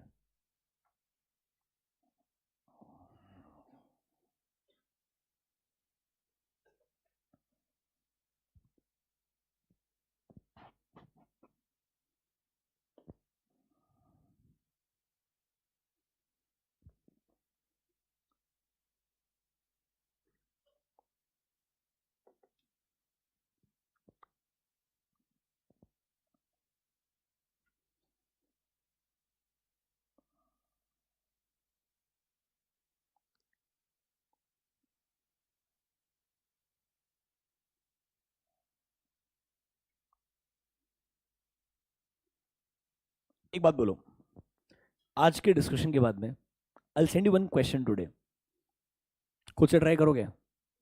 अच्छा क्वेश्चन है, like one of the best questions what I say has asked from this chapter. करोगे ट्राई? पक्का बताओ, एक सिंसियरिटी है। देखो सी, मैं आपको ऐसा बहुत सारे क्वेश्चंस होमवर्क नहीं दे सकता हूँ, चैप्टर ही खत्म हो जाएगा। समझ रहे हो मेरा बात? मैं आपको ऐसा एक आध क्वेश्चन नहीं दे पाऊंगा आइडियली। डे वन पे जब आप आंसर लिखने का ट्राई भी करोगे, बहुत चैलेंजिंग भी लगेगा। मॉड्यूल रखना सामने, कोई दिक्कत नहीं, बिंदास, फिर भी तुम आंसर निकालना उसका। It will be little challenging in start, but अगर आपने कुछ धीरे धीरे क्वेश्चंस को खुद से प्रैक्टिस करने का ट्राई किया तो आपको पक्का कॉन्फिडेंस आएगा। एंड हम ऑब्जेक्टिवली ट्राई ये करेंगे कि हर चैप्टर का जो सबसे वाहियात क्वेश्चन हो सकता है वो पहले एक्सपीरियंस कर ले। देखो स्ट्रेटेजिक मैनेजमेंट का डेफिनेशन क्या है, ये तो सब लिख लेंगे यार। एडवांटेजेस क्या है, 5 पॉइंट लिखने हैं। लिमिटेशन क्या है, 4 पॉइंट लिखना है, कोई दिक्कत नहीं है। मैनेजमेंट पे कभी पूछते ही नहीं है, एमसीक्यू बस ज्यादा से ज्यादा, चैप्टर खत्म। You understand my point? But sometimes out of let's say 10 attempts there one good question, मैंने सब इकट्ठे किए हैं। आज पहला एक क्वेश्चन रहेगा, पक्का ऑनेस्टली ट्राई करोगे? मैं उस पर्सपेक्टिव से पढ़ा रहा हूं आपको कि वो क्वेश्चन आप समझ के आज आंसर कर पाओगे, पक्का? चलो गुड। स्ट्रेटजी का डेफिनेशन पढ़ा, क्लियर है? लास्ट लाइन पे आ जाओ, come to the last sentence, इसको डिस्कस करेंगे ऑनेस्टली। अच्छा है ये। Read the last point, what is the last point you have written?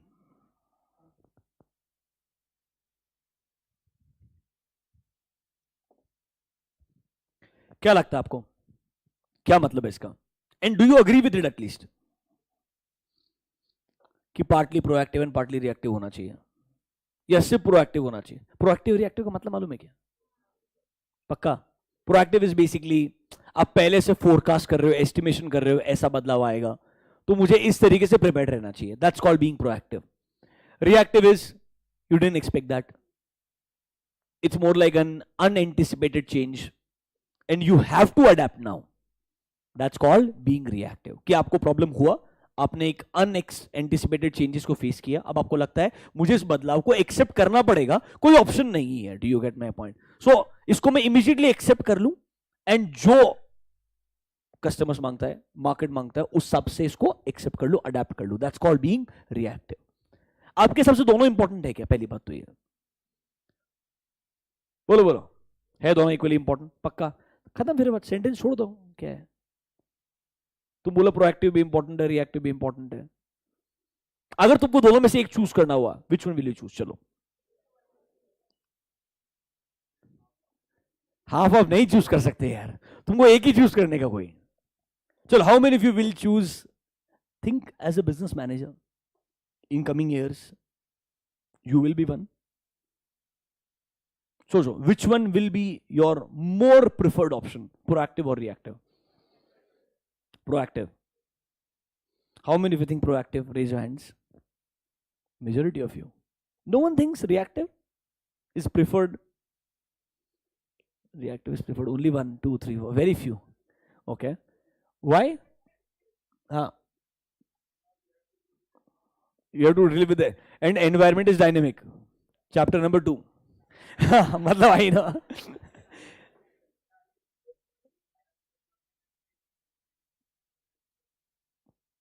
Okay. Anyone else who has any other logic कि हमको क्यों ज्यादा फोकस रिएक्टिव पे करना चाहिए?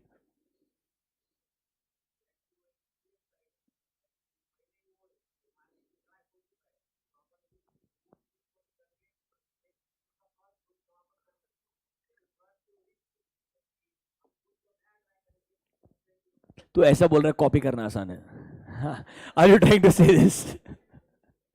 Okay, anyone else? कोई और था ना यार? हाँ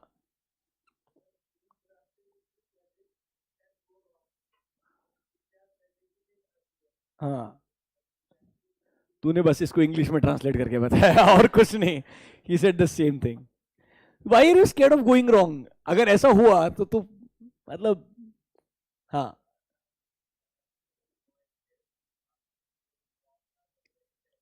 इन प्रोएक्टिव और इन रिएक्टिव,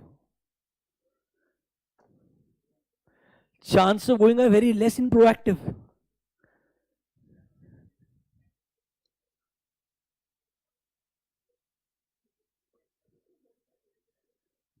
थोड़ा गलत सोच रहे तुम। हाँ,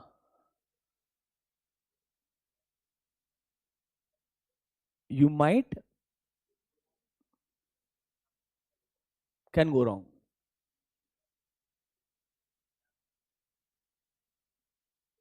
Okay, okay. See, if you really ask me, both are equally important. Do you get my point? But sometimes questions and scenarios can be drafted or designed in such a way where they may tell you, because you were not proactive, because you were not proactive, someone who entered first grabbed the majority market share. सुना क्या word? First mover advantage. You are reactive, you are waiting for people to adapt, but by the time people adapted, they've already moved to a specific. मैं ये नहीं बोल रहा हूँ first mover advantage ही सही होता है. There is something called as last mover advantage also. Do you know last mover advantage? एक इंडस्ट्री में 5 लोग आए, 5 लोगों ने अच्छा काम किया, बढ़िया नाम बनाया, तेरे को लगता है सब में प्रॉब्लम है, मैं लास्ट प्रोडक्ट ऐसा बनाएगा जो हर प्रॉब्लम को सॉल्व करता है. I might be the last one to enter, but I will ensure no one enters after me, because मेरे पास ही आखिरी के अंदर पूरा शेयर होना चाहिए. तो देखो, जब आप बिजनेस या कभी मैनेजमेंट की बात करते हो ना, कोई एक सही आंसर नहीं होता है, बट सिचुएशन टू सिचुएशन आपको पर्सपेक्टिव बदलना चाहिए. तो इन सर्टेन सिचुएशन दे मैं टेल यू कि यार फर्स्ट मूवर एडवांटेज की वजह से उसने इतना मार्केट शेयर गेन कर लिया कि अब अगर आप एंटर कर भी रहे हो, अगर आप अडेप्ट कर भी रहे हो विद द चेंजेस, कोई फायदा नहीं हो रहा है. अब मार्केट शेयर ब्रेक नहीं कर पा रहे हो, क्योंकि एक बार एक इंसान को एक चीज का आदत पड़ जाए, उसको ब्रेक करना इजी नहीं होता है कंपैरेटिवली, अनलेस आपको लगता है एक कस्टमर को मूव करना इजी है, एक कस्टमर के इंटरेस्ट को ट्रांसफर करना इजी है. अगर आपको लगता है तो बात अलग है, then it's a different story. Otherwise some people may argue being proactive will actually reward you better in longer run. Obviously it's a risky strategy, obviously it will require huge resources, because आप पहले estimation करेंगे, predict करेंगे, forecast करेंगे, इसके basis पे product बनाएंगे, deliver करेंगे market के अंदर. It may or may not work. Being reactive is always easy, but sometimes for strong companies being reactive is also equally difficult, क्योंकि आपने ऑलरेडी एक बिजनेस को इस तरीके से रन किया है फॉर इयर्स. अब आपको कोई फोर्स कर रहा है. एक बात सोचो ना यार, do you think DMart would have become little scared because of your Blinkit, because of your online deliveries? थोड़ा डर तो बैठा होगा ना यार, ऑब्वियसली. अब बिजनेस के अंदर काम करते हो, राइट? बट स्टिल क्या उन्होंने अपना बिजनेस मॉडल कंप्लीटली चेंज कर दिया? वो ऑनलाइन डिलीवरी करने का ट्राई किया उसने, कोविड टाइम पे स्टार्ट किया था, उन्होंने सोसाइटी पिक किया था, they did try to work around that, but still जो कोर बिजनेस मॉडल है उसका आज भी वो अलग है कि नहीं है? Do you get my point? आप उनसे आर्ग्यू कर सकते हो ना यार, I think BigBasket will eat your market, तो क्या बोलेगा? Yes it will, but not the entire market what I am catering to. Rather eventually after period in time, what is the main selling point of DMart? Price. क्योंकि वो directly procure करता है manufacturer से, वो आपको 10 रुपए का चीज 8.5 में 9 रुपए में देगा, विच इज 10% डिस्काउंट. जो प्राइस सेंसिटिव कस्टमर है वहां जाएगा, तो वो ये भी सोचता है ना कि आज जो मेरे पास मार्केट शेयर है और जो आज नहीं है, ये भी तो कभी ना कभी प्राइस सेंसिटिव बन सकता है. आज नहीं है इसका मतलब ये नहीं ना फ्यूचर में प्राइस सेंसिटिव नहीं बनेगा. And people have become because of inflation. In last few months you would have realized that, yes or no? So people who were buying in bulk and selling to retailers still gained more. So I'm trying to say, कुछ company शायद reactive नहीं होती है, वो accept नहीं करता है, और उसके पास उनका शायद लॉजिकल आर्ग्यूमेंट भी हो सकता है, which may not be right in short term, but longer run में बड़ा हो सकता है. और सुनो मेरा बात, वो क्यों गलत नहीं है? तुम उल्टा सोचो ना यार, Amazon बहुत बड़ा है दुनिया के अंदर, वॉलमार्ट अभी भी उतना ही बड़ा है यूएस में. Online, you know, now Walmart started delivering online, but आज भी वॉलमार्ट का मेजॉरिटी जो पैसा है वो फिजिकल स्टोर से ही आता है. मतलब वो बिजनेस मॉडल अगर एक डेवलप्ड नेशन में भी फेल नहीं हुआ है, तो एक डेवलपिंग एंटिटी में फेल हो, डेवलपिंग कंट्री में फेल होता है जल्दी, वो जरूरी नहीं है ना यार. So again I am trying to say, for argument sake we can sit and talk about different scenarios. Some people might say in certain situation being proactive is a right. Some may say if you're not reactive at all, it can be very difficult. Obviously BlackBerry got wiped off if you're not reactive. Facebook is on the verge.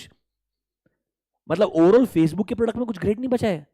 It's just that the other businesses what they've acquired, the wealth they have created, वो अलग चीज है, but उनका जो existing business है, अगर वो उसके अंदर स्टोरी नहीं लेके आए, टाइम पास ना करे, 15 चीज और ना करे, तो कौन यूज करेगा उसको यार, अगर आप रिएक्टिव नहीं हो तो अगेन सब्जेक्टिव है, हर इंडस्ट्री के अंदर हर कंपनी के लिए अलग हो सकता है। आपको केयरफुली क्वेश्चन पढ़ना है। क्वेश्चन में जो ऑथर है, मैं क्वेश्चन लिखने वाले का बात कर रहा हूं, वो किधर बायस्ड साउंड कर रहा है। दो ही तरीके का आंसर हो सकता है, पार्टली रिएक्टिव, पार्टली प्रोएक्टिव, या वो सपोर्ट करेगा प्रोएक्टिव वाले को। इस सिचुएशन में प्रोएक्टिव स्ट्रेटेजी बेटर था, क्योंकि दो लोग के बारे में बताएगा, एक ने पहले प्रिडिक्ट किया। एग्जांपल बताऊं क्या दे सकता है, covid time, things changed of doing business from a सब्जी वाला person to any business. Someone who adapted first gained bigger market share. Someone who didn't adapt at an early stage lost some market. Yes or no? तो आपको बताएगा दो लोगों में compare करके कि इसने जल्दी प्रिडिक्ट करके एक्सेप्ट कर लिया, इसने थोड़ा लेट एक्सेप्ट किया, बाद में बदलाव एक्सेप्ट किया, कौन सा स्ट्रेटेजी बेटर रहेगा। अगर ऐसे सिनेरियो क्रिएट करके दे रहा है जहां पे ऑथर बायस्ड है, लिखने में लग रहा है कि वो इसको प्रेफर कर रहा है, तो बेसिकली उसको बोलना हाँ तुम सही हो। You know what I mean, right? Ideally, there should be a combination of both, but also depends upon how the author wants to ask you a question. Do you understand this? ये understanding वाला बात हो गया। अब आते हैं module में क्या लिखा है। खतरनाक चीज है, this is the only thing जो मैं आपको डायरेक्टली पूरा मॉड्यूल से पढ़ाऊंगा। इधर आओ। 1.4 proactive, 1.5 reactive. Let's start with reactive first. थोड़ा प्रोसेस कर पाओगे आप, ढंग से पढ़ना मेरे साथ में, मजा आएगा। बहुत सिंपल है एक्चुअली, मेरे साथ की जरूरत ही नहीं, तुम इतना पढ़ो, एक ही मिनट तुमको समझ ही जाएगा। वैसे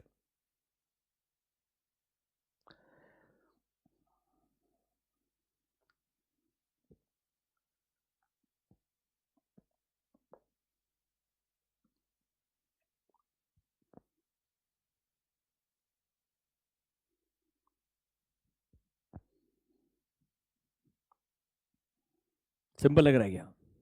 पर थोड़ा लैंग्वेज अच्छा है ना।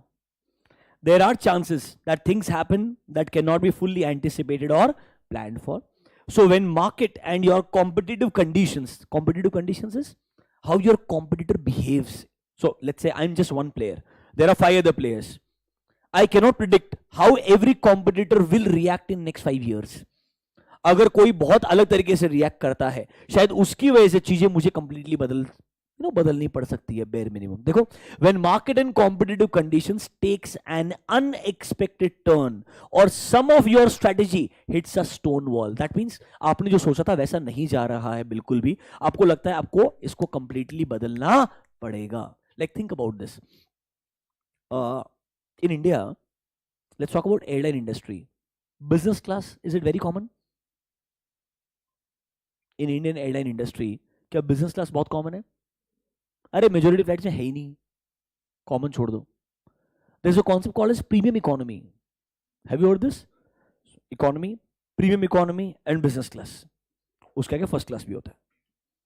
ओवरऑल एयरलाइन इंडस्ट्री में देखोगे, domestic flights in India first class हटा दो, बिजनेस क्लास 2-3 एयरलाइन मेरे हिसाब से विस्तारा के अंदर है, एक जमाने में जेट के अंदर था, अब तो जेट ही नहीं है, विस्तारा।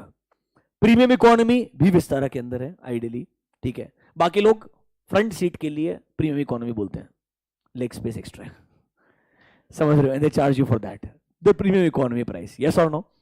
अब अगर सडनली मैं बोलता हूं, just imagine as a Tata group, air India, Vistara, मैं बाहर का कॉन्सेप्ट बोरो करना चाहता हूं, हर फ्लाइट में bare minimum 20% capacity I want to keep premium economy. और अगर इकोनॉमी का प्राइस 5,000 रुपए है, premium economy is price at 9,000 rupees, yes और नो? और आप अच्छा सर्विस देना चाहते हो, that means you want to give all the meals. If you go to SpiceJet, they will charge you for meals, fortunately they give you water free, do you get my point? But they charge you for everything else other than water, yes or no? But Vistara is all service inclusive. जरूरी थोड़ी है कि आने वाले 5 साल के अंदर Vistara profitably काम करे। Do you get my point? या उल्टा सोचो, अगर विस्तारा सरवाइव कर जाए तो हर इंसान एक पॉइंट बाद बोलेगा मेरे को स्पाइस में जाने का ही नहीं है। Do you get my point? I don't want to sit and argue this sandwiches for 200 rupees और 500 rupees. Do you get my point? You take that in the ticket price, I am fine with this, तब मेरे को मत बोल। समझा क्या मेरा बात? तो आई एम ट्राइंग टू से जरूरी नहीं है ना हर किसी का स्ट्रेटजी सक्सेसफुली काम करेगा. शायद यहां पर you can't predict 5 years on the line. Vistara में पिकअप अभी बहुत कम सेगमेंट्स में काम करता है, बहुत कम, मतलब जो रूट्स होते हैं ना, very less routes they are at. But when air India clubs in, they ensure कि दोनों का सर्विस एकदम सेम मिलने वाला आपको. आइडियली चाहे तुम एयर इंडिया में जा रहा है या विस्तारा के अंदर जा रहा है. एयर इंडिया आज भी देता था, इसीलिए लॉस में था. Air India was in loss, you know that. And they were giving you all these services, they were always giving you more baggage. अगर कोई 15 किलो देगा तो तेरे को 20 किलो देगा आइडियली. क्यों दे रहा था मेरे को मालूम नहीं क्योंकि उन्होंने कभी अपना फाइनेंशियल्स देखा ही नहीं ढंग से मेरे हिसाब से. But now with Tata group, if they want to do this and if they want to continue to do this, जरूरी नहीं है वो सक्सेसफुल होंगे, और शायद अगर वो सक्सेसफुल होंगे तो बाकी लोग के लिए चैलेंजिंग भी हो सकता है. It's always subjective. That's why they always say you cannot expect कि every strategy to work perfectly. It can actually hit a stone wall. मतलब there can be problems. You may have to change. ये part बिल्कुल simple लगता है क्या? नीचे वाले part पे आओ. Read the second paragraph. A portion of company strategy is always developed as a reasoned response to unforeseen developments. ये लाइन का मतलब समझो. कुछ ऐसे डेवलपमेंट्स या चैलेंजेस जो आपने एक्सपेक्ट नहीं किए थे, बट वो एक एक्सपीरियंस करने के बाद में आपने रीजन समझे ये प्रॉब्लम्स है, अब मुझे इसको इस तरीके से रिस्पॉन्ड करना पड़ेगा. This is called being reactive. This line defines what is being reactive. First line they were saying why you would want to be reactive. Second one is if there are unforeseen changes. आपको लगता है मेरे को अभी ये करना ही पड़ेगा. सबसे सिंपल आंसर, जियो ने बोला सब फ्री है. समझ लो मेरे बात. तो एयरटेल बोल सकता है क्या नहीं मैं तेरे को 500 रुपए चार्ज करेगा. कुछ टाइम के लिए मुझे भी बोलना पड़ेगा ना, फ्री नहीं है पर प्राइस कम है. बोलना पड़ेगा कि नहीं बोलना पड़ेगा. At least for the time period 1-2 महीने के लिए आपको एडिशनल डेटा मिल जाएगा या 4-5 पैकेजेस मिल जाएगा. मतलब लॉजिकली आपको उस अनफोर्सीन डेवलपमेंट से डील करना पड़ेगा for may be a limited period of time. That's called being reactive. थोड़ा बीइंग रिएक्टिव वाला बात समझ में आया क्या? पक्का नोटबुक्स निकालो. आपने एक पॉइंट लिखा होगा, strategy should be partly proactive and partly reactive. नीचे लिखो note. Under that write down note. Under note point number 1, reactive actions. Reactive actions. Dash करके लिखो. There are chances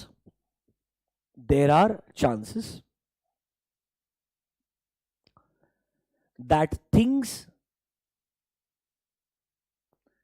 happen which were not fully anticipated. Things happen which were not fully anticipated or planned for. Which were not fully anticipated or planned for, comma, making companies existing strategy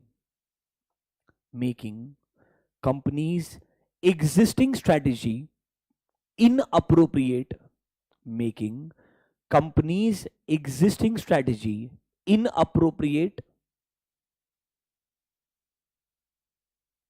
comma, in such scenarios strategic reaction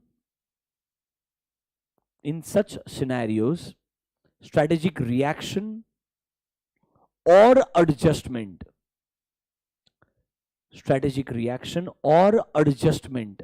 is required. Brackets में लिखो fine tuning the strategy. Fine tune करना मतलब थोड़ा बहुत correction करके उसको ठीक करना. ब्रैकेट्स में लिख दो फाइन ट्यूनिंग द स्ट्रेटेजी. मतलब आपकी जो एग्जिस्टिंग स्ट्रेटेजी थी, आपको लगता है आपने ओरिजिनली जो प्लान किया था चीजें उस हिसाब से नहीं जा रही है, हमें कुछ बदलाव लेके आना पड़ेगा. अगर वो नहीं करेंगे तो ये एग्जिस्टिंग स्ट्रेटेजी अप्रोप्रिएट नहीं रहेगी. It will not get with the desired result. This is called as being reactive. इतना पार्ट क्लियर है क्या? अब आ जाओ प्रोएक्टिव वाले पार्ट में, मजा आएगा. Page number 1.4. खुद से पढ़ो ये वाला part. Let's see, can you explain this to me?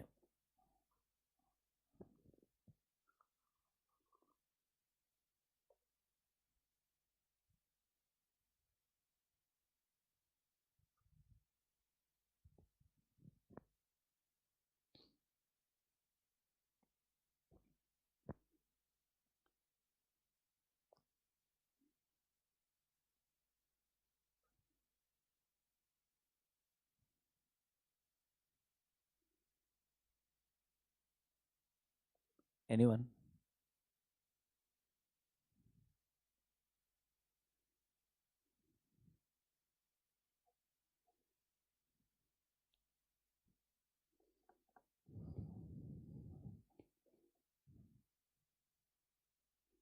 Online students, anyone?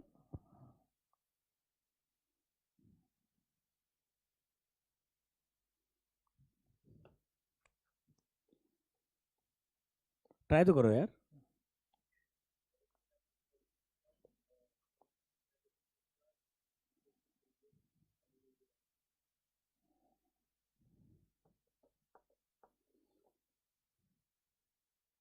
कोई भी नहीं.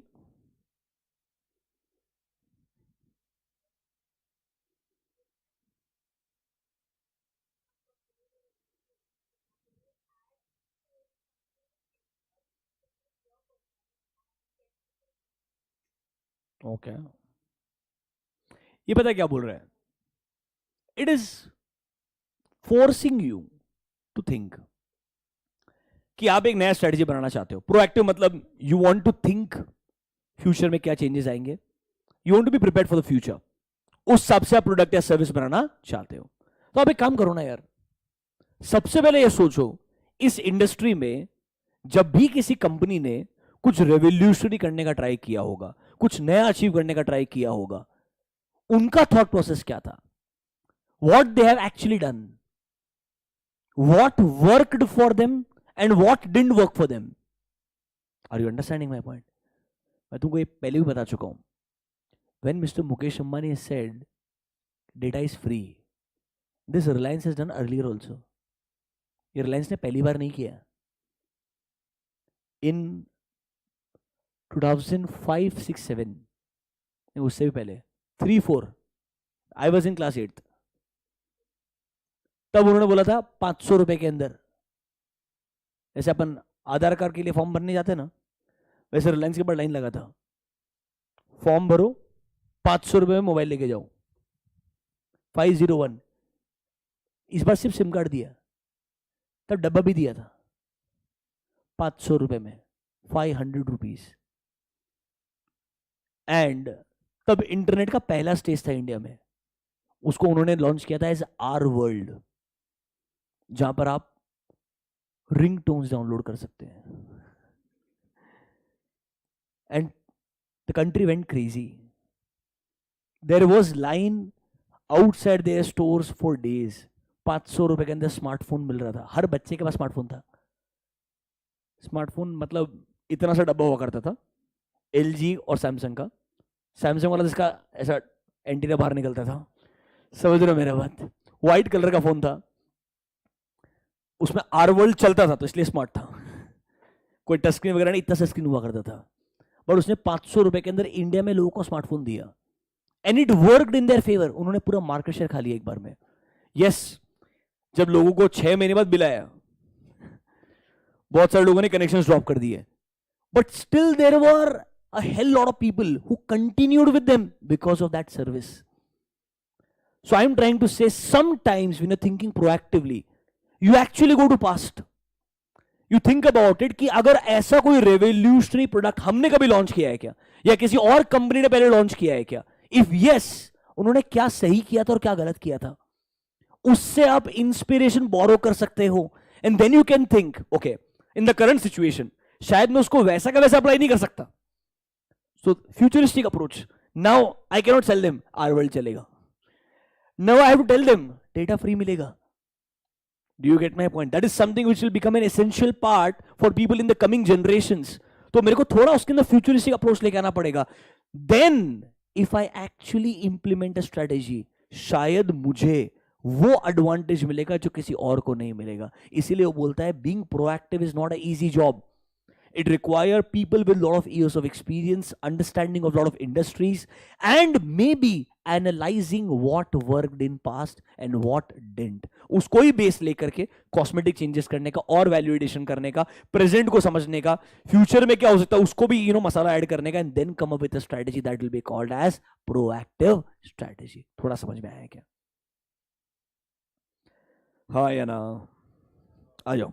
The biggest portion of companies' current strategy flows from previously initiated actions and approaches which are still working well, and along with that newly launched initiatives, कुछ नई चीजों को भी add करो ताकि आपकी नई स्ट्रेटजी और स्ट्रेंथन हो जाए और आपके कंपनी के पोजीशन को, परफॉर्मेंस को और एनहेंस कर पाए। मतलब जब आप एक नया स्ट्रेटजी प्रोएक्टिव तरीके से बना रहे हैं ना, तो सर क्या सही हुआ था उसको लेके आओ, क्या नया अचीव करने के लिए एडिशनल ऐड करना है उसको ऐड करो, तब जाके आपका जो नया मिक्सचर रहेगा वो आपको सही में एक अच्छा परफॉर्मेंस अचीव करने में हेल्प करेगा। नीचे देखो, this part of management's game plan is deliberate and proactive. Deliberate मतलब आप जानबूझ करके, समझ करके सबसे पहले ये अचीव करने का ट्राई कर रहे हैं जो कोई और नहीं कर रहा है। Standing as product of management's analysis and strategic thinking, मतलब ये कैसे डेवलप होगा,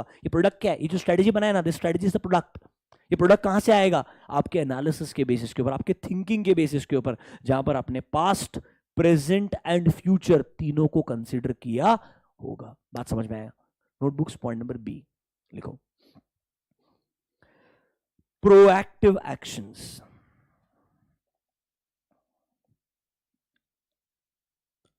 डैश करके लिखो, a company's current strategy flows from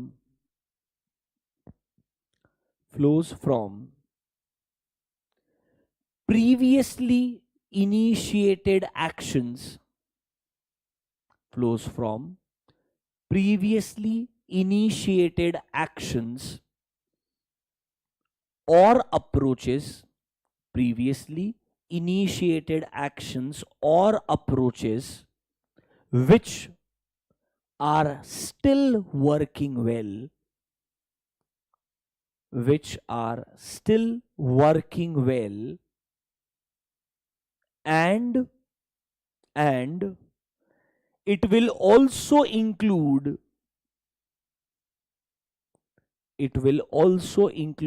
newly launched, it will also include newly launched initiatives,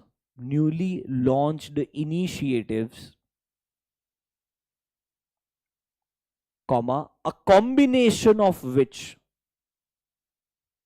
comma, a combination of which will help in, a combination of which will help in strengthening, entities overall, strengthening entities overall business performance, a combination of which will help in strengthening entities overall performance or position,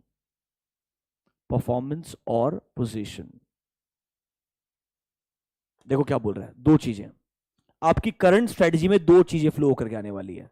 पहले previously initiated actions जो आज भी सही काम कर रहे हैं, साथ साथ में न्यूली लॉन्च्ड इनिशिएटिव्स जिनका कॉम्बिनेशन आपको हेल्प करेगा आपके बिजनेस परफॉर्मेंस को स्ट्रेंथन करने में, इंप्रूव करने में और इवॉल्व करने में। बात समझ में आया क्या? This part according to them is proactive in nature. देखो मेरे बात सुनो, कुछ जगहों पे ऐसा रहेगा, हेडिंग, कंटेंट, डायरेक्शन अलग है। सीधे सीधे बोल सकते थे बीइंग प्रोएक्टिव मतलब क्या, फोरकास्ट करो, सोचो, नया प्रोडक्ट बनाओ, ठीक है। डायरेक्टली ये बोलने के बजाय क्या बोला, नॉर्मली हमारी स्ट्रेटेजी में यहां से आता है और यहां से आता है। You understand my point? पर प्रॉब्लम क्या है, अगर 2 मार्क के लिए क्वेश्चन है, प्रोएक्टिव और रिएक्टिव, समझ रहे हो? समझने के लिए बहुत इजी है, आज के 15 मिनट पहले समझ में आ चुका होगा आपको, पर 15 मिनट स्पेंड किया 2 मार्क के लिए, कि अनफॉर्चुनेटली तेरे को ये 2 पॉइंट इस तरीके से लिखने चाहिए ताकि उनका आंसर मैच हो और थोड़ा सा एक्चुअली में एक पर्सपेक्टिव आए कि हाँ प्रोएक्टिवनेस आता कहां से है। उसके लिए आपको सही में पास्ट पे जाना पड़ता है, प्रेजेंट पे फोकस करना पड़ता है, ऑब्वियसली फ्यूचर को प्रिडिक्ट करने का ट्राई करना पड़ता है। Do you understand this? Full stop करके लास्ट लाइन कंटिन्यू कर दो इसके अंदर ही। This part of management's game plan this part of management's game plan is deliberate and proactive in nature. Is deliberate and proactive in nature.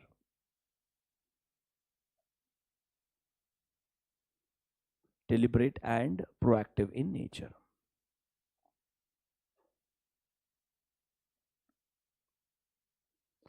Books बंद कर दो अभी, शांति से मेरा बात सुनो.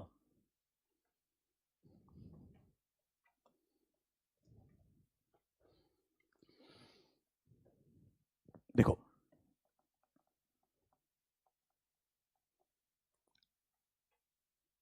एक चीज समझ में आ गया होगा, कुछ डरावना चीज नहीं है. थोड़ा सुनेंगे, पढ़ेंगे, 100% समझ में आ जाएगा. इधर ही प्रॉब्लम है. क्या होगा, आपको लगेगा ये ओसीएम जैसा है, पर नंबर ओसीएम जैसा नहीं आएगा. मैं आपको एक ऑनेस्ट बात बता रहा हूं, इसमें टोटल 200 पेज है. काम का कंटेंट 150 पेज का है, उस पर 50 नंबर मिल रहा है. और एक्चुअली में मेहनत किया, थोड़ा उनका पर्सपेक्टिव समझा, और ऐसा भी नहीं है कि कुछ भी सीखने को नहीं मिलेगा. मैं तुमको बोलता हूं कि अगर there are let's say 100 concepts, 80 will be interesting, they will be new to you, and you will realize the day we start chapter number 2, because chapter 1 is all about strategic management. अगर exam का weightage 7 mark का नहीं होता तो मेरा introduction 5 minute में खत्म हो चुका होता, ऑनेस्टली स्पीकिंग. इसके ऊपर तो मेरे को एटलीस्ट अभी 2 लेक्चर और देना पड़ेगा अनफॉर्चुनेटली, क्योंकि एग्जाम का वेटेज है. अच्छा कंटेंट चैप्टर नंबर 2 से ही है, और तुमको समझेगा वो भी, तो सीखने को बहुत कुछ मिलेगा. और अगर तुम जिंदगी में लेट्स से फ्यूचर में किसी कंसल्टिंग फॉर्म में इंटरव्यू देने के लिए गए, अगर तुम्हें कंसल्टिंग करना हुआ, करना है किसी को कंसल्टिंग, सर हम कैसे डिसाइड करें, हमको मालूम ही नहीं है. Yes, you will realise this. तो तुमको पता है क्या सा होगा, आर्टिकलशिप शुरू करोगे. आर्टिकलशिप किस डिपार्टमेंट में कर सकते हो, ऑडिट, टैक्स, इंटरनल ऑडिट, चौथा सब कुछ ऑडिट, टैक्स. आप में से बहुत सारे लोगों को ऐसा लगेगा, this is the current trend what I have seen in last 5 years. It was not like this 10-12 years back. Last 5 boring है सर, सेम काम करते रहना पड़ता है. आजकल इंसान बहुत जल्दी बोर होता है. वैसे दुनिया में हर इंसान सेम ही काम कर रहा है, including your parents and my parents. Do you get my point? But तुमको ऐसा होगा, तुम बोलेगा मुझे अलग एक्सप्लोर करने का मेरे को, तो तुम बोलेगा सर अब बताओ कंसल्टिंग कैसा है. This will come to your mind after 3.5 years. Do you get my point? Then you will say I want to go for interview, what should I prepare? तब स्ट्रेटेजिक मैनेजमेंट किताब पढ़ के फायदा नहीं होने वाला. तब बैठ के तू याद करेगा क्या 200 पेज को वापस? Will it work for you? But I will tell you the good part is some good concepts they will stay with you.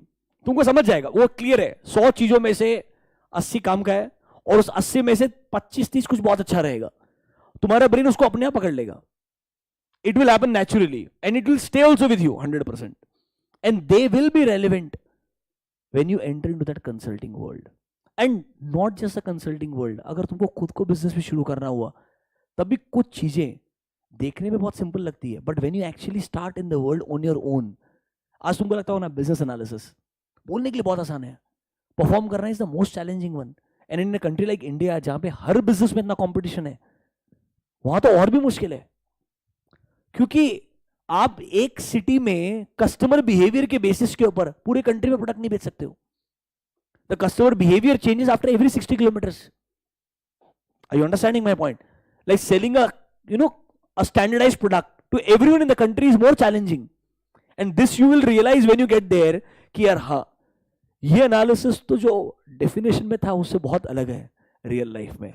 तो I am just trying to say this will create some base for you. At least तुम्हारे दिमाग के अंदर वो कुछ चीजें open हो जाएगी which will stay. May be during articleship may not B that much relevant, because consulting में आर्टिकलशिप होता नहीं है. वो शायद पोस्ट क्वालिफिकेशन देखने को मिलेगा, या some of you may be post your masters. जब आप कोई भी बी स्कूल से बाहर निकलेंगे, कौन हायर करेगा आपको? Consulting firms number 1. सबसे कॉमन बीसीजी, मैकेंजी सबसे ज्यादा पिक करता है बच्चों को वहां से, समझ रहे हो? Even from IIM Ahmedabad and all, और इवन फ्रॉम ISB सबसे ज्यादा लोग BCG, मैकेंजी या IT कंसल्टिंग फर्म्स पिक करते हैं. So consultancy will stay with you, चाहे तुम एक स्टार्टअप के पार्ट हो, चाहे तुम एक प्योर कंसल्टिंग फर्म के पार्ट हो, या किसी इंडस्ट्री में किसी अगर मैनेजरियल पोजीशन में काम कर रहे हो, तब भी analysis will never get out of your site in life. Do you get my point? तो अपना ऑब्जेक्टिव ये है कि अपन पढ़ेंगे, समझते जाएंगे, पास तो होना ही है, साथ साथ में कुछ सीखते भी जाएंगे और उस पर्सपेक्टिव को रखेंगे. प्लीज एक रिक्वेस्ट है, ये 200 पेज में 50 नंबर लाना एक्चुअली पॉसिबल है बहुत easily. And I not saying 50 में से 50, वो अनरियलिस्टिक बात है. It's like CBSE board getting 100 out of 100 in Hindi. It's a language. Even the author should not get it. Are you understanding my point? But that's a different story. So marks aside, पास होने के लिए आसान है. And EIS के अंदर जो 5 chapter है, they will be more challenging because वहां कंटेंट और ज्यादा है. एक इंपॉर्टेंट डिफरेंशिएटिंग फैक्टर डे 1 पे बोलता हूं. इन EIS आपको समझा, आपने अपनी भाषा में लिखा, चल जाएगा. वापस से हेडिंग सेम हुआ और अंदर कंटेंट अपनी भाषा में लिखा, चल जाएगा, मार्क्स मिल जाएगा. इन ऑडिट चल जाएगा. इन स्ट्रेटेजिक मैनेजमेंट क्यों? क्योंकि इधर है ही 200 पेज. एंड अनफॉर्चुनेटली ये सब्जेक्ट इतना ओपन एंडेड है, तुम अगर अपने लैंग्वेज में लिखने के लिए जाओगे, it will not be management. Please understand. देखो कैसा होता है, मेरा बात समझो. अब मैनेजमेंट का मतलब 2 पर्सपेक्टिव से है, तो 2 ही पर्सपेक्टिव से, बात खत्म. समझा क्या मेरा बात? आपको वो लिखना ही पड़ेगा कि यहाँ पे it reference to group of people, it talks about these functions. तुम इसके अलावा कुछ और अपने मन, प्लानिंग का तो अपने हिसाब से मन क्या लिखेगा, दूसरा word. There is no alternative. In audit there is an alternative, you will understand. In EIS there is an alternative, you will understand, because concept का मीनिंग बहुत छोटा है एंड अंदर का जो कंटेंट है बहुत जनरल है. यहां पे कंटेंट बहुत स्पेसिफिक है, इसलिए नंबर ऑफ पेजेस कम है. तो यहां पर एक्सपेक्टेशन आईसीआई का और ज्यादा है, that you should be as close as possible to module language. I am telling you, law में एक बार चल जाएगा, ऑडिट में चल जाएगा, ईआईएस में भी चल जाएगा, इकोनॉमिक्स और फाइनेंस में भी चल जाएगा, क्योंकि वहां पर अंदर का कंटेंट भी काफी जनरल है साथ साथ में. आई am not saying the content is not great, it is great, but content बहुत ज्यादा है, तो जनरल कंटेंट भी साथ में आता है. It flows along with the specific content. यहाँ पर number of pages and the content given by them is very very specific. You will have to stick to that. Do you get my point? इसीलिए ये easy path है. थोड़ा effort भी अगर डाला ना इधर, काम हो जाएगा तुम्हारा. थोड़ा एफर्ट का मतलब क्या है? आज जो पढ़ाया, घर जाके 5 से 10 मिनट स्पेंड करने का तेरे को, उससे ज्यादा नहीं, पर कंसिस्टेंटली करने का है, ताकि तेरे को डे 1 से कॉन्फिडेंस बनता जाएगा. और जैसे जैसे चैप्टर खत्म होगा, कुछ क्वेश्चन डिस्कस होंगे क्लास में, प्लीज पार्टिसिपेट इन दैट. कुछ क्वेश्चंस होमवर्क के लिए मिलेंगे, डू दैट. स्ट्रिक्टली तुमको जेन्युइनली उसका एडवांटेज 3 महीने बाद में समझ में आएगा. Is that clear to you? पक्का? That's all for today in strategic management. Will continue with FM at 10 o'clock I think. Yes, ठीक है. Thank you.